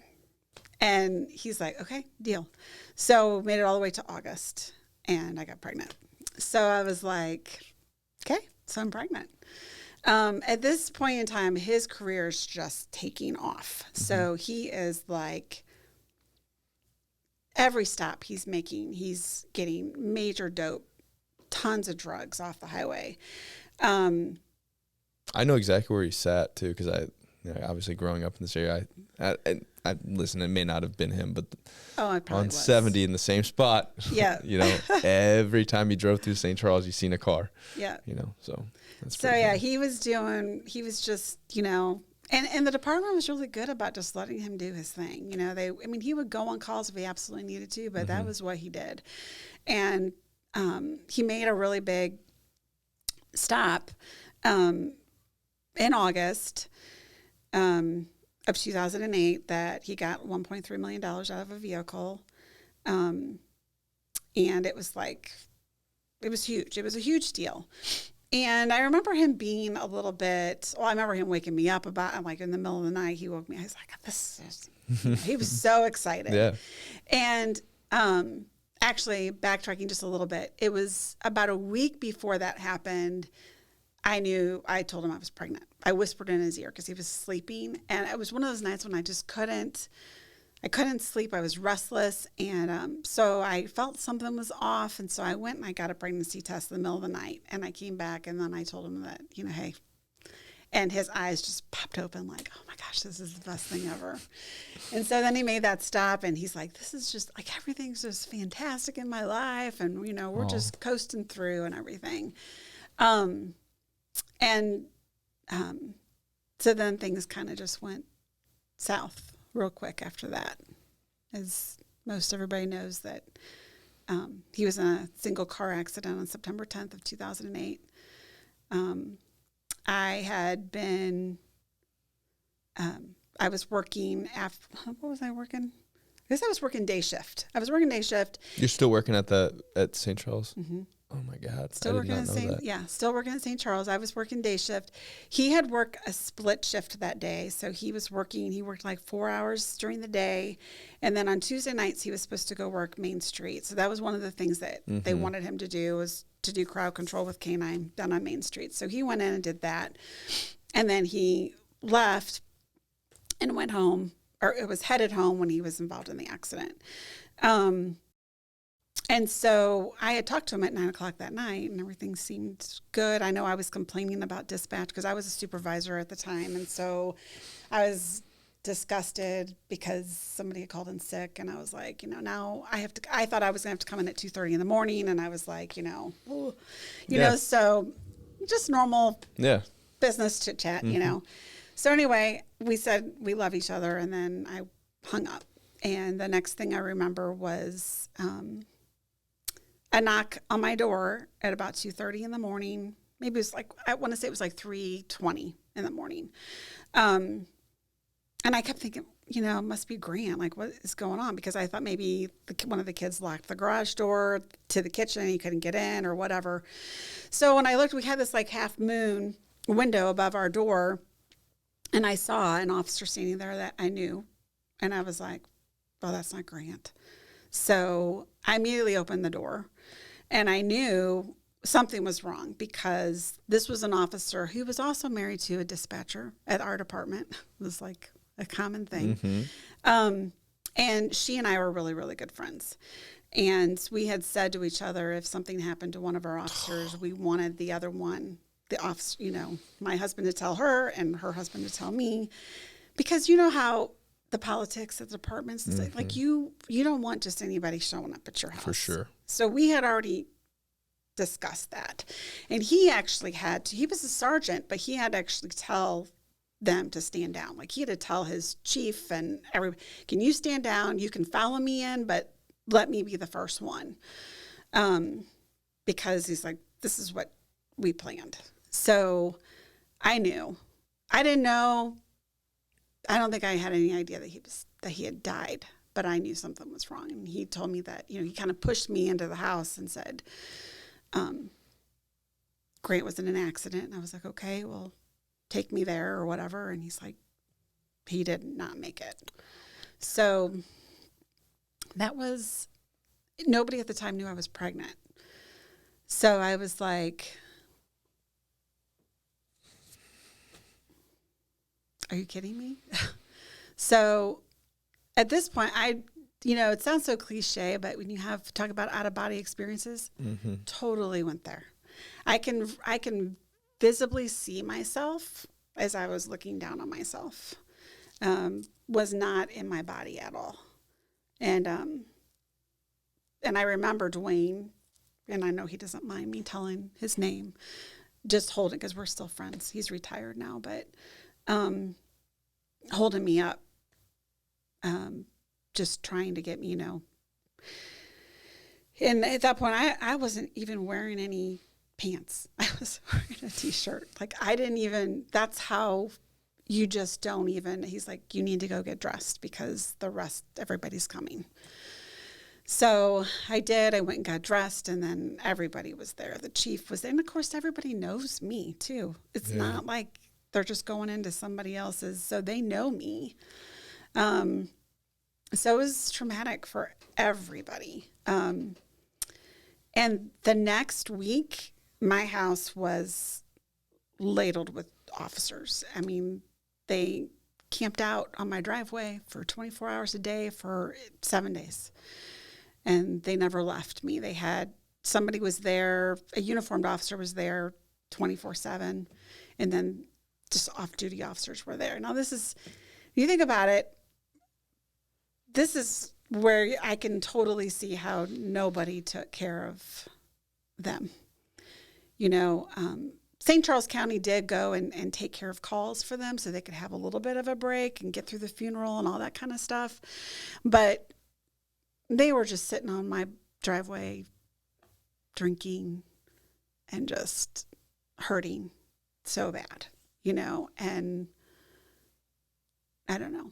There was a couple nights that I remember in the middle of the night when I couldn't sleep, and I went out there and just sat on the driveway with them, and we all just, like, what do you say? What do you do? Yeah. You just feel so helpless. Yeah. My goodness. First off, I think the thing that's insane that I think a lot of people forget about our job is that you arranged with somebody else's wife who would come to your door if your husband died.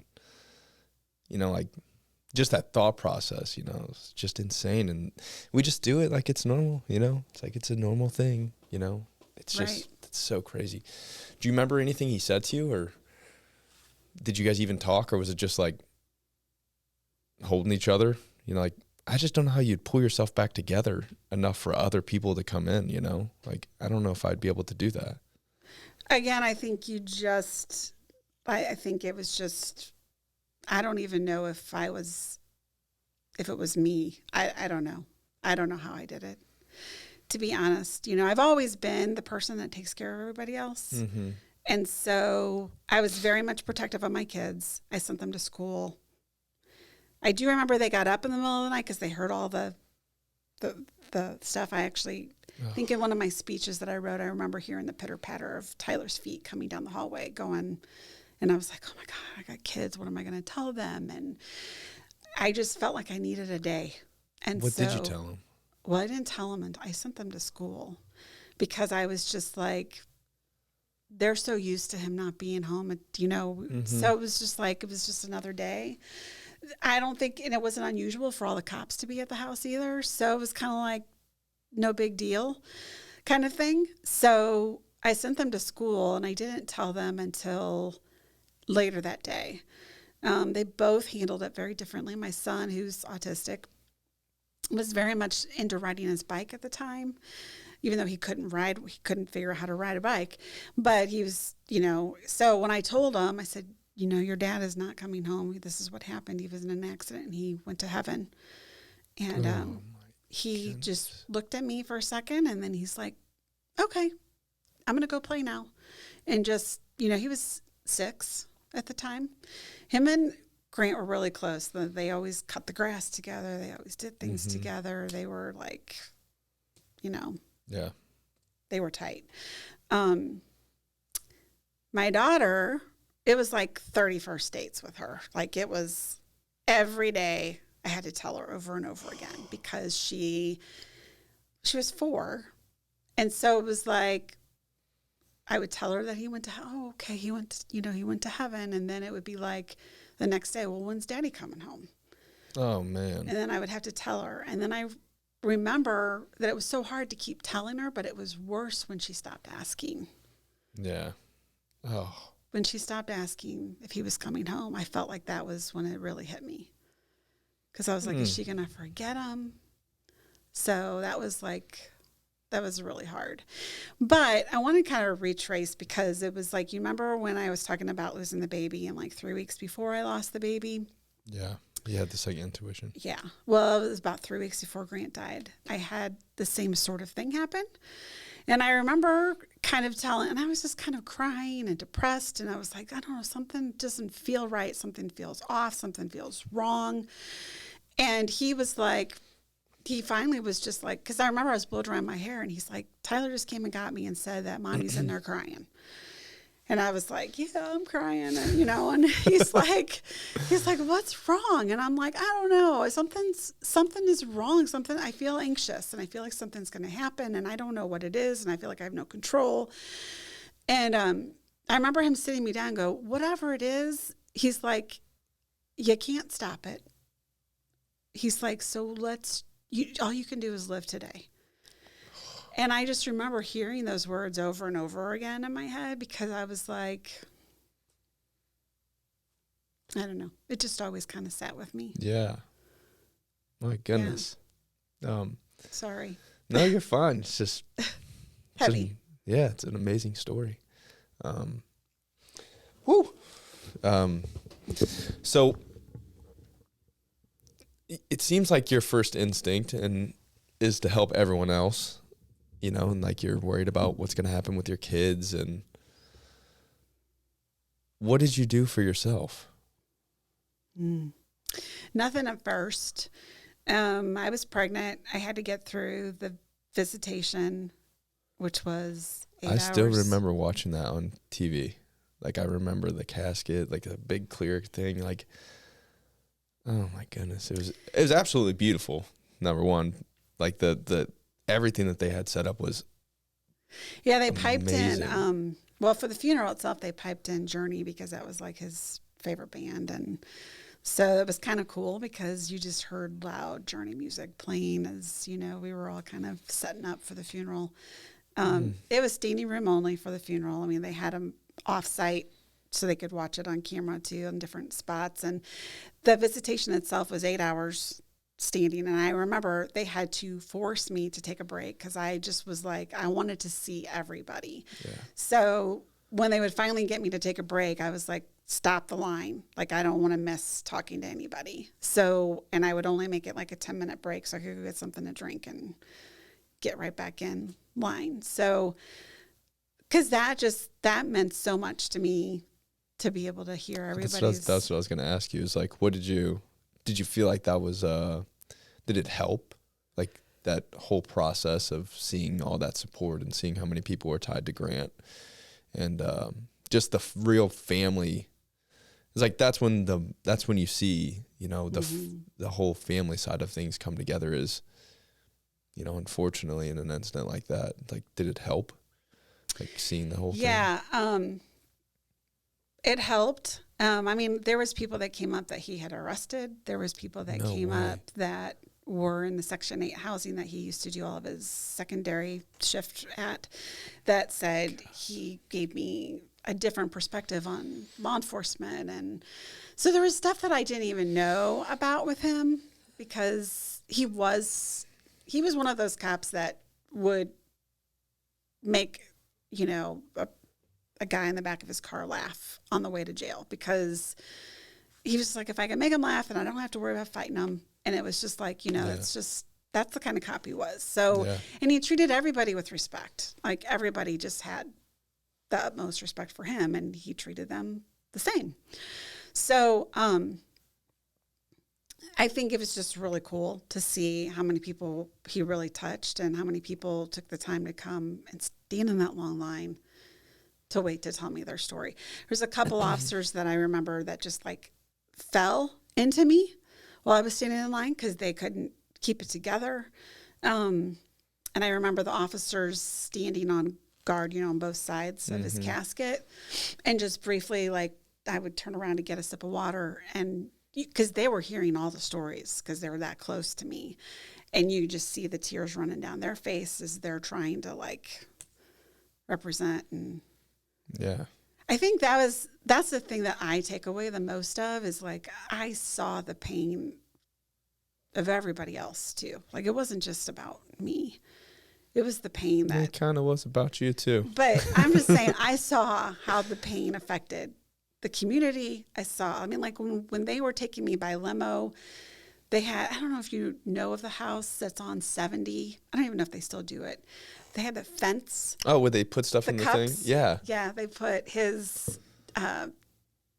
name on there as I was being, escorted down the highway. So it was just phenomenal. Yeah.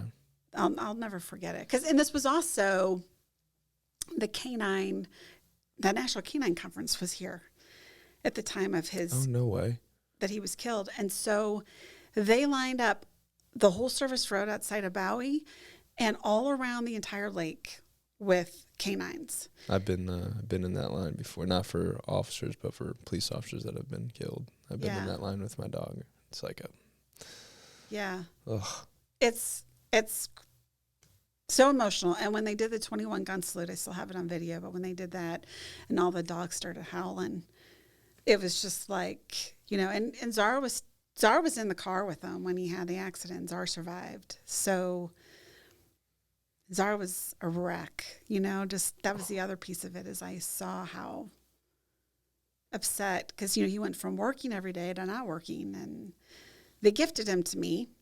So, because he was close enough to retirement, so it didn't make a whole lot of sense to recycle him to another officer. Yeah. So he came and lived with us, but he didn't live very long. So. Yeah. Yeah. Let me jump back to what did you do for yourself? You said at the beginning there wasn't anything you did for yourself, but. I didn't do a whole lot for myself. I knew that so there was several things that I knew. I knew that Grant and I had in-depth conversations about where he wanted to be buried. I knew we had in-depth conversations about, like, finances and how things were going to be taken care of. And I also knew about a month before he died that we had talked about we wanted to move our firstborn son, Cole, from the cemetery out in Wentzville, Pittman is where we had him buried at, to Bowie. We had looked into it about having him transfer because the place where he was at wasn't very well taken care of, but it was free to bury him there. And of course, we didn't make that much money, Yeah. So he wanted to have him, like, transferred over to Bowie, but it was going to cost us $1,000, which we didn't have. So I was like, okay. So we didn't do it. This was like literally a month before he died. So when he died, that was the first thing I said. I'm like, we're moving Cole, and he's going to be buried with his dad. And so that happened too. So we moved, and he was laid on top of Grant's casket after everybody left the funeral. My brothers brought Cole in the casket, and we put him on top of Grant. So it's like all this stuff kind of comes full circle, which is just, it's like, this is when I have a really hard time understanding how people don't believe in God, because I'm like, God knew everything that was going to happen. Yeah. And how it was going to lay out, because there was just no way. I mean, I don't know. Like a big thing though, like you always hear from like non-believers is when bad things happen to good people, why does that happen? And like you're a good person and a bad thing happened to you. So how did you rationalize that in your own head? Oh, it was not an easy process. Yeah. I will never say that I'm this perfect Christian, and none of us are. No. And I was angry. I remember the day that he died, and they went and got my parents, officers went and got my parents, brought them to my house. And even though I struggled with my mom off and on, she and I, we still loved each other very much. And I remember bumping heads with her. And as I just laid there, I'm like, why does God keep doing this to me? And I remember being so angry. I'm like, and she didn't know I was pregnant either. So I had to tell them that I was pregnant. I was newly pregnant, I was 6 weeks. And so it was just like, I was just like, why? I questioned everything. I was like, this doesn't seem fair, you know? Yeah. I'm like, I lose a baby, then I have a baby with autism, and then I lose my husband. And it's just like, you know, this stuff Trial just after trial keeps after happening. trial. Yeah. So it wasn't easy. But I knew the other piece of this was the goal was for me to stay home. And I knew that I was going to be taken care of financially from the stuff that Grant did to backstoppers to the benefits that were going to be coming in. I knew that I was going to be able to. And of course, the police department was like, please don't make any rash decisions. We'll give you some time off. You can decide in a couple months what you want to do. Yeah. I was like, fine, I'll give you the couple months. But I knew I was not going back. Yeah. So he died in September, December. Before the end of the year, I gave him my official resignation. So that was the one thing I did, but I did it for my family more than I did it for me. But I also knew that there was no way I was going to be able to go back to work and not hear his voice on the other end of the radio. Yeah. Yeah, for sure. As a therapist or counselor now, did you seek out any help? Did you have anybody that you talked to? Did you go see a counselor? Like, how did you, because sometimes like police officers, like we don't address, we're the helper, you know, and like we don't address our own problems. How long did it take you to get to the point that you like went to talk to somebody else? Or I think the very first person I talked to was other spouses. So I had connected with like some really high profile deaths, because when you lose somebody, Tom Ballman from the Kirkwood shooting, his wife reached out to me right away. I mean, like we're a whole nother separate like a community, family. yeah. So I was reached out to for that support. So there was that kind of initially started me. And then of course I did seek out some therapy on my own, but I never really found a counselor. I struggled just as hard as anybody trying to find that perfect fit with somebody. And again, if they don't understand that police culture, I was not gonna. That's fit. like a huge it's a thing huge for us. piece of it. Yeah, and like, you know, like I talk to cities sometimes, and like, well, we have EAP, and it's like, oh my goodness, you know, like you don't understand, you know, like right. Like I'm not gonna talk. I just like I would talk to you because you've been through things, like you've experienced law enforcement, you know the culture, you know the society like. I'm not normal, as weird as that sounds. Like I don't view the world through the same lens that a lot of other people do. No, you don't. And they say that on average, a normal person experiences like 5 traumatic events in their entire life, and through a police officer's career, it's like 700 or some ridiculous number like that. It's like you're talking to a different, like a lot of people don't understand the things that we go through, and the thing is you only get so many times in that chair too. You know, like a guy's only going to say, okay, something's wrong, I'm going to go get this addressed so many times. And that's why it was so important to me. Like you were the first person I thought of when I started 1070. I was like, I got to get in that. Like I got to get her. Like you're so law enforcement competent that I feel 100% confident that if I can get somebody in the chair that like you've been through some, like, I don't know, we've been talking for 2 hours, and I've learned so much about you, but you've been through so much, and like you have that like law enforcement competent background. And for me, that was one of the biggest things about 1078 was just making sure that we had people that I felt comfortable saying, hey, sit down with this person, and for, like you said, like that fit, and finding that fit is so important.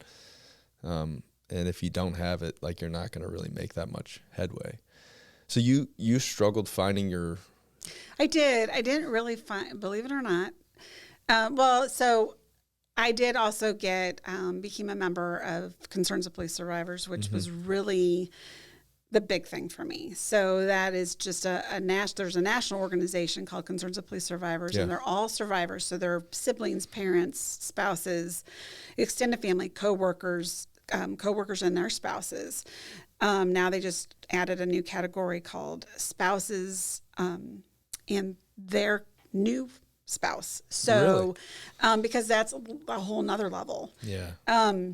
So it's a phenomenal organization, and then each state has their own chapter. And so I got really involved in that, and that's kind of where I dove into. I also dove into doing my own organization, kind of like what you did with 1078, and I kind of did the Green Anthony Jansen Foundation. That's where I met you the first time. Yes. Yeah, came to my academy class. So yeah, I did that. That was kind of like my therapy. That is what kind of got me through it. I never really did find a good counselor for myself until 2018. Really? So that's 10 years later. Yeah. I kept at it, but it took me a while. But the Green Anthony Jansen Foundation, I had a lot of supporters with the police officers that helped me. My one really good friend that was a dispatcher, two of my really good dispatcher friends helped me with that. And it started out with, I didn't even have a foundation. I just wanted to go. I wanted to give a scholarship to the academy in Grant's name.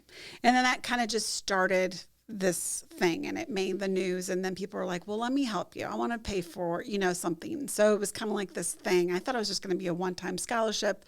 Ended up being 23 is what we ended up doing. Really? 23 scholarships of what did we do? Did we do 1,000? I think we did 1,000. Yeah. So, and it got to the point where it was like we did essays, and then we had to go through an interview process and all of that kind of stuff. So it was pretty cool. I really, really enjoyed it. I liked to be able to tell my story, talk about Grant, because I felt like it was a way to keep his name alive. Yeah. So that was very therapeutic for me.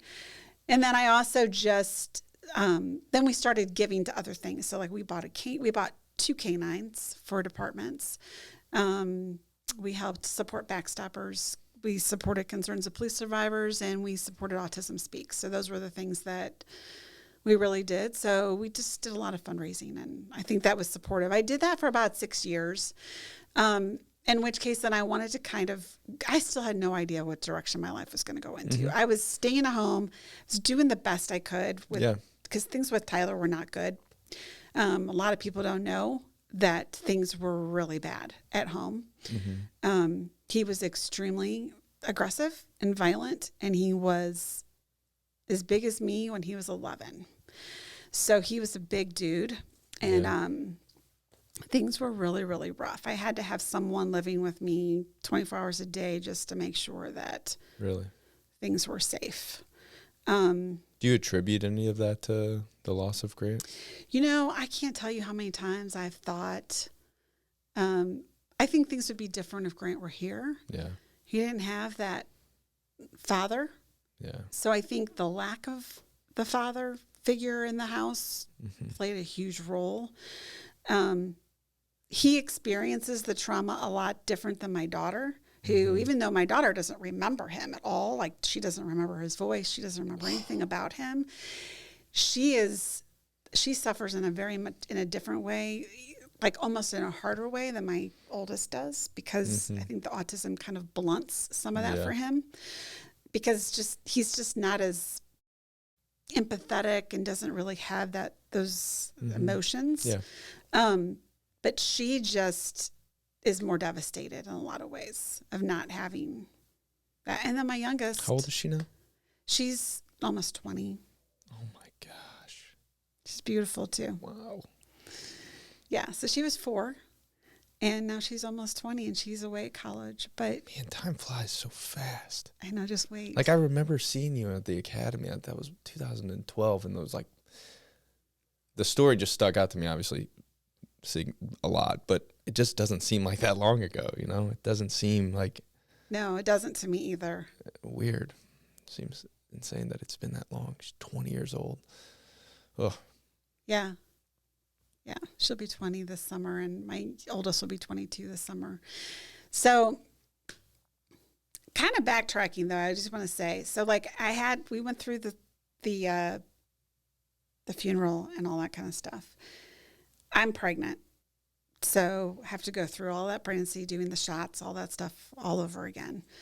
And so I had to go through a C-section. His sister was the one that was with me in the room to deliver the baby. Knew I was having a boy. Knew I was at the time when, obviously we didn't know if I was having a boy or a girl when he died, but we had a list by our computer desk because we saw each other in passing. So we would write down our boy and girl names, and I would come back and he'd scratch off the names I wrote, circle ones that he wrote. And, so we would have all these names going. Well, we had Brooke picked out for a girl. Brooklyn is what we wanted for a girl. And we could not decide on a boy. So a boy's name was never picked. And I sit there and of course, in my head, I'm thinking that there's a reason that was not picked, because I know that he would not have allowed it to be Grant. Yeah. He didn't want a Grant Jr. But to me, it seemed like there was no other way. I mean, I just knew what I had to do. Yeah, for sure. So I had a little Grant Jr. and yeah. So that was like, that was the happiness just like returned to our home. Like that was just.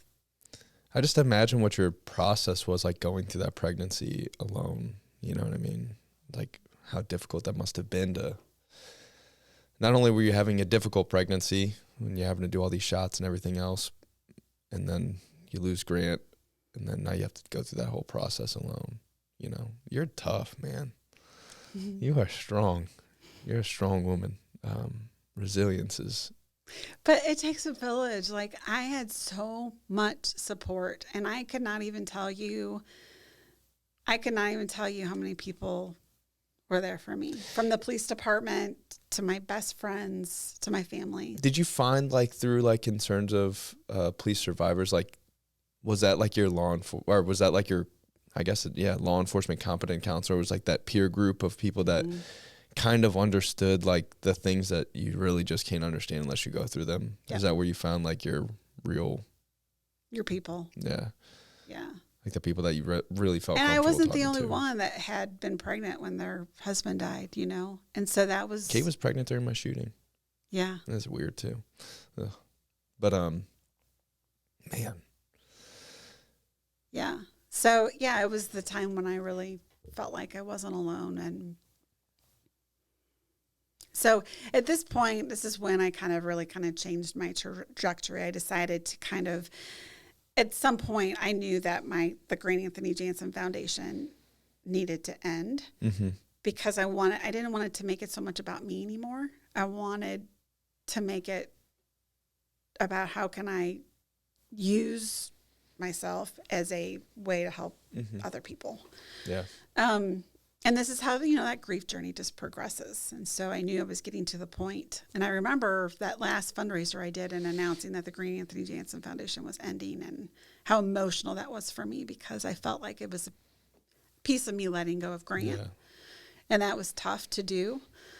But I also knew that there was big things coming. I just didn't know what they were. Yeah. So that's when I became the president of the chapter, Missouri Concerns of Police Survivors. I did that for 4 years. And I absolutely loved it. And then I helped coach the next president. So you said it's the St. Louis chapter, so it's the Missouri chapter. Missouri chapter, so it covers the entire state. Covers the entire state. How many members is that? There's over 1,000. Really? Yeah, there's 1,400. I and say. That's wives, husbands, children, parents, siblings, extended family. So it can be nephews, nieces, cousins, coworkers, which a lot of coworkers don't think that they are survivors, but they are. I'm set to interview. Her last name's Tucker now, but Elizabeth Tucker. No, it was Blake. Yep. Blake's wife, but I'm going to interview her as well. I'm really excited for it too. But yeah, she's pretty awesome. You'll like her. Yeah, I'm excited to interview her. It's just these deep ones. These are so heavy, It's you guys have been through so much, and we're doing a significant others group. Walter's Walk is putting on a significant others group. I've shared it on Instagram and stuff. But it'd be interesting if I could put you in contact with them, and maybe you can tell your story there, because people are gonna lose their minds. So you close down the Annette Jansen thing. You're in charge of concerns of police survivors. You said you did that for how long? 6 years? 4 years. 4 years. I'm still a member. Obviously, I'm on the board still, but I'm in a much lesser capacity. And then that's about the time that COVID hit is when I decided again, that self-doubt that I've always struggled with my entire life kicked in, but I was like, am I too old to go back and finish and get my license? Like, I just felt like I needed to do that. I didn't know what I was going to do with it, but I was like, I'm just going to take one step at a time. So I went and I took the national counseling exam, which I knew I needed to do. I also found out I had to take one class to kind of upgrade, because all the diagnoses had changed. Like, not all of them, but the new DSM had come out, and I had to get familiar with all of that. So I had to take one class, which was one semester. And then I took the national counseling exam, passed that, and then I was like, okay, now what? So then I got a job as a counselor, with provisionally licensed counselor in Clayton. It's at a group practice called Sonder. And I was there. I got a supervisor, and I had to do 3,000 hours. So that took about 2.5 years. Basically, I did the same thing as I'm doing now, counseling people, but I would have to talk to a supervisor once a week about my cases. Feels like you just kept getting pulled back to it. I did. Every step of the way, I was like, come back. We need you to use these things. Right. Yeah, so 3,000 took you 2.5 years. Is that normal? Yeah, that's actually the least amount. Really? So that's pretty quickly. So I booked it. Yeah, I was like, okay, I'm on a fast track, because I knew, not that I'm going to die tomorrow, but, I'm in my 50s. So it was like, okay, I need to, if I'm going to do this, I want to still have a good 15 years, to do this. So did that. And as soon as I got my license, before I got my license, I had already found my office. I knew I was going to go into private practice.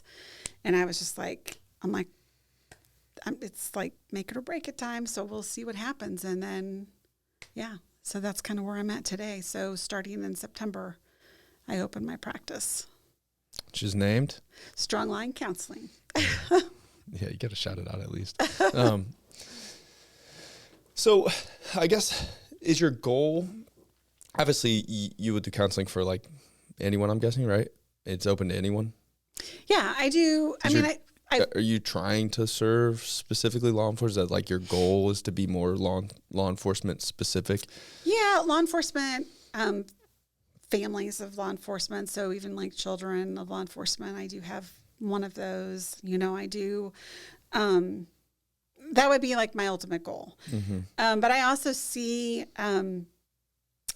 adolescents that are like neurodivergent. So that would include like the spectrum or ADHD or any of that kind of stuff. So I have quite a few of those. It's going all the way back to the very beginning of the story. Yeah. That was like what you started off doing. Right. I still do that. And then, but of course, law enforcement is kind of where my bread and butter is. Because I will tell you, when there's nothing, and they always tell you this when you're in counseling, you'll know your niche when you're sitting there and it doesn't feel like you're working. I just feel like you've been prepared for this from the very, I know. Every step of the way, it's like God has prepared you to impact our community. Like, you have so much knowledge and insight. Not only were you a dispatcher and you have insider knowledge of what law enforcement's really like, and like the things that happen behind closed doors in law enforcement, and you got to experience so much time, not necessarily in like a counseling setting, but just in a peer setting with police officers and dispatchers and command members and all the administrative staff from a police department. And then you're married to a police officer, so you get that side of it. And like, you get to experience what it's like to be married to a police officer. You get like behind closed doors.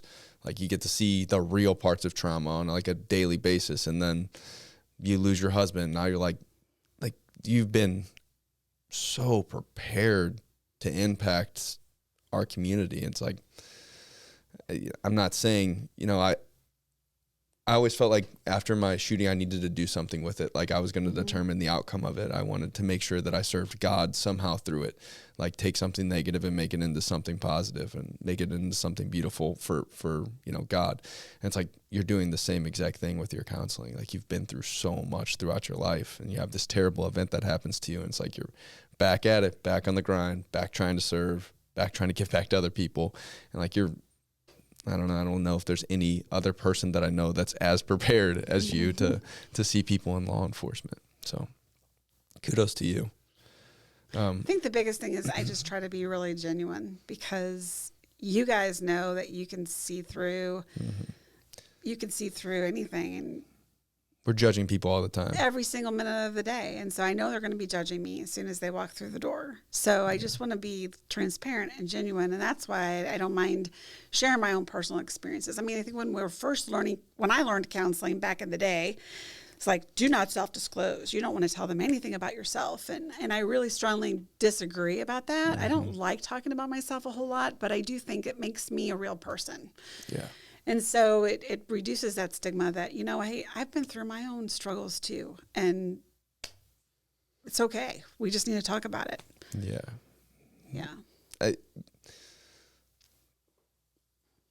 I don't know. If you don't self-disclose and people don't know you, I don't know how people could feel I wouldn't feel comfortable telling my deepest, darkest secrets to somebody that I feel like is a wall. Exactly. If I wanted to talk to, I'd talk to the wall. Exactly.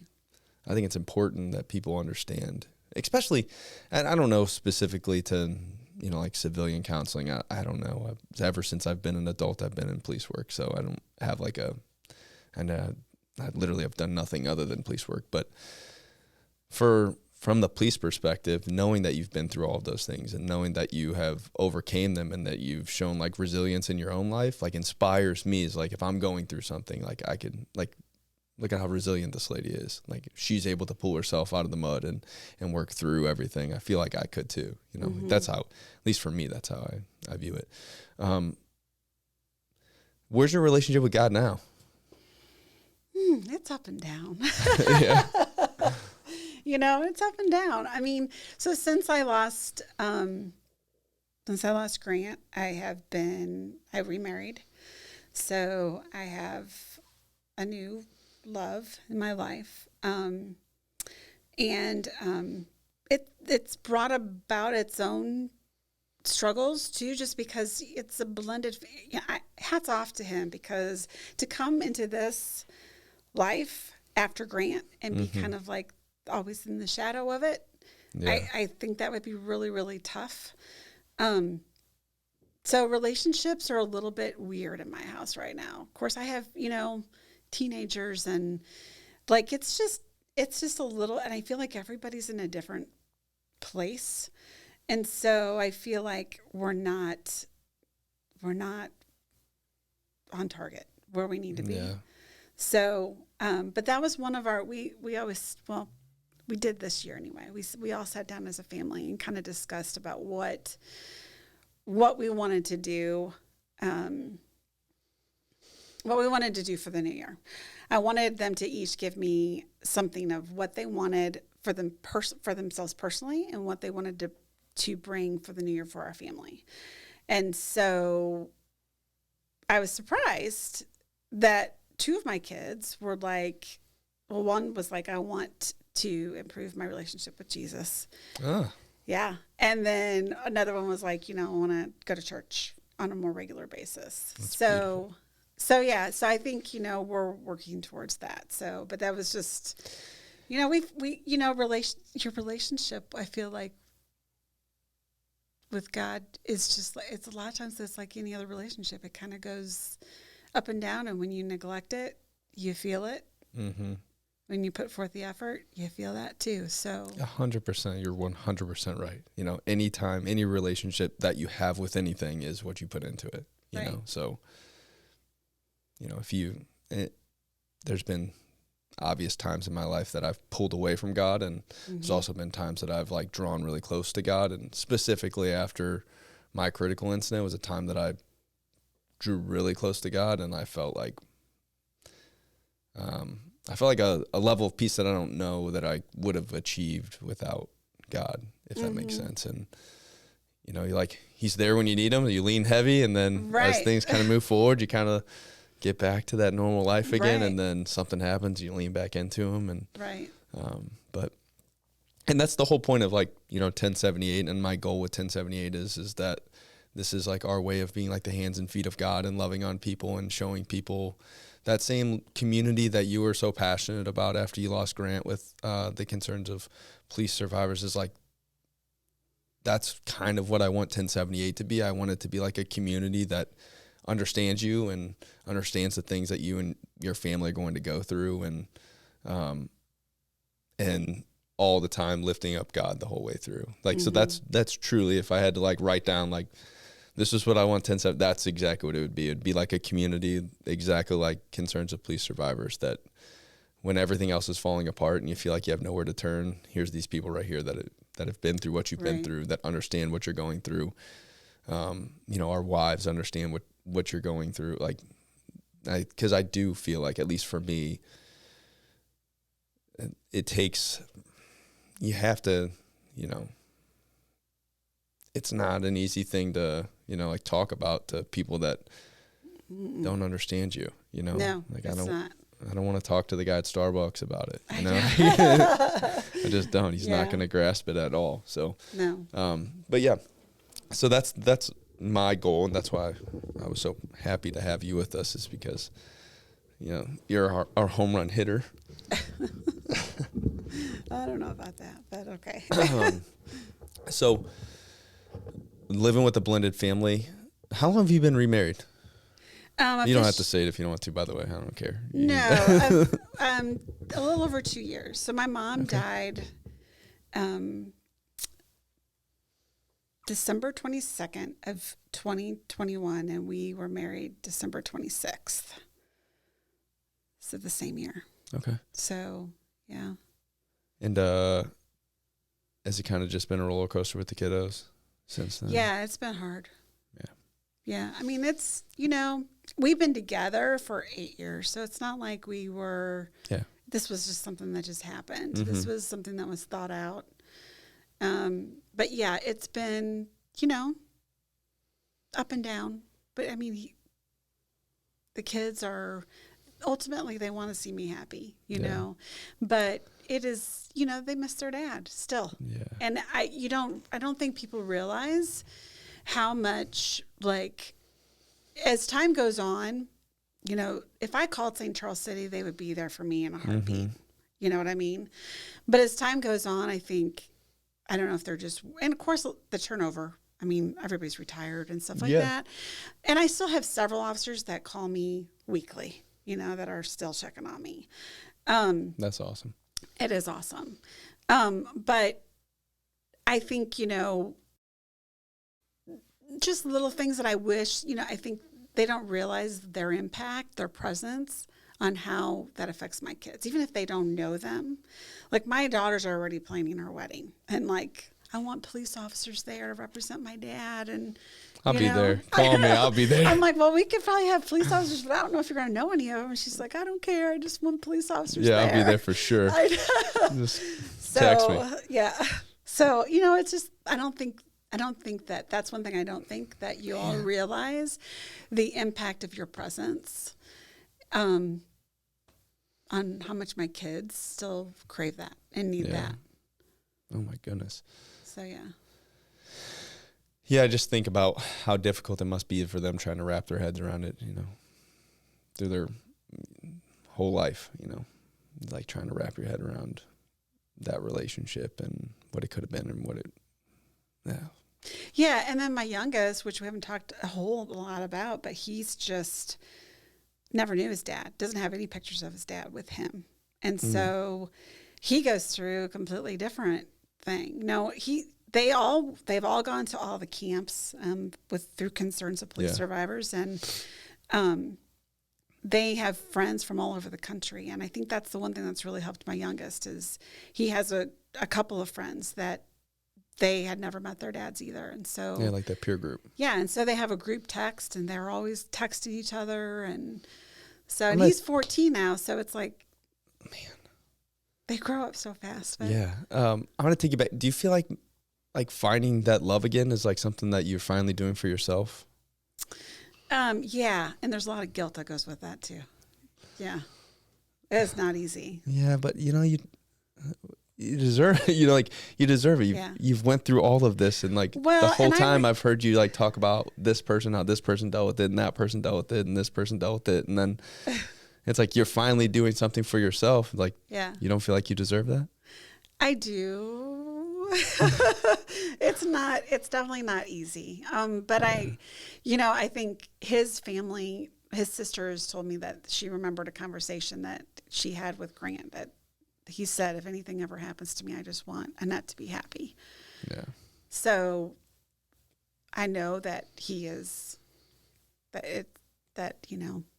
he wouldn't want anything different for me. So yeah. Yeah. Yeah. I'm happy for you finally doing something for yourself. I've been thinking this whole conversation about how you've redirected to other people and serving other people, and I think that's just who you are as a person. Mm-hmm. I think you would even describe yourself that way. Like your goal is making sure everybody else is okay, and pretty much. You got to make sure you're okay sometimes. You're right, and I preach that in every session I have. Like one of the things I always ask at the end of my sessions is, "What are you going to do for yourself this week?" And I try to. I'm gonna start texting you that every so often. What are you gonna do yourself with this? What are you gonna do for yourself this week? Right.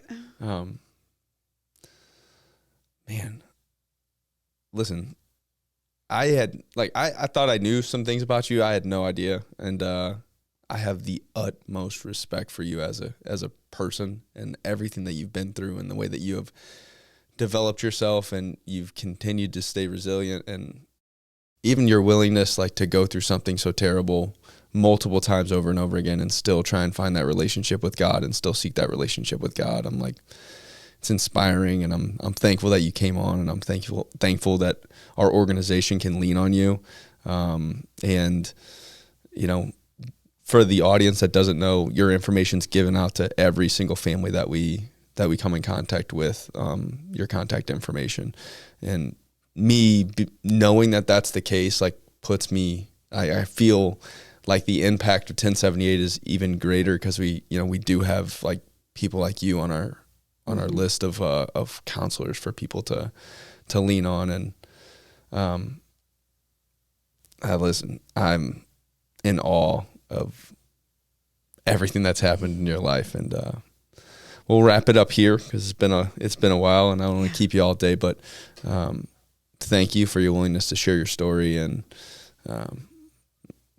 thank you for your willingness to serve 1078. Really appreciate it. Well, I appreciate all the work that you're doing too. So little by little, right? Little by little. I keep trying to tell myself that because I'm like a perfectionist, and I just want it to explode overnight. And I know. It'll take time. So, well, thank you very much. Well, thank you for having me. Yeah, for sure. Okay.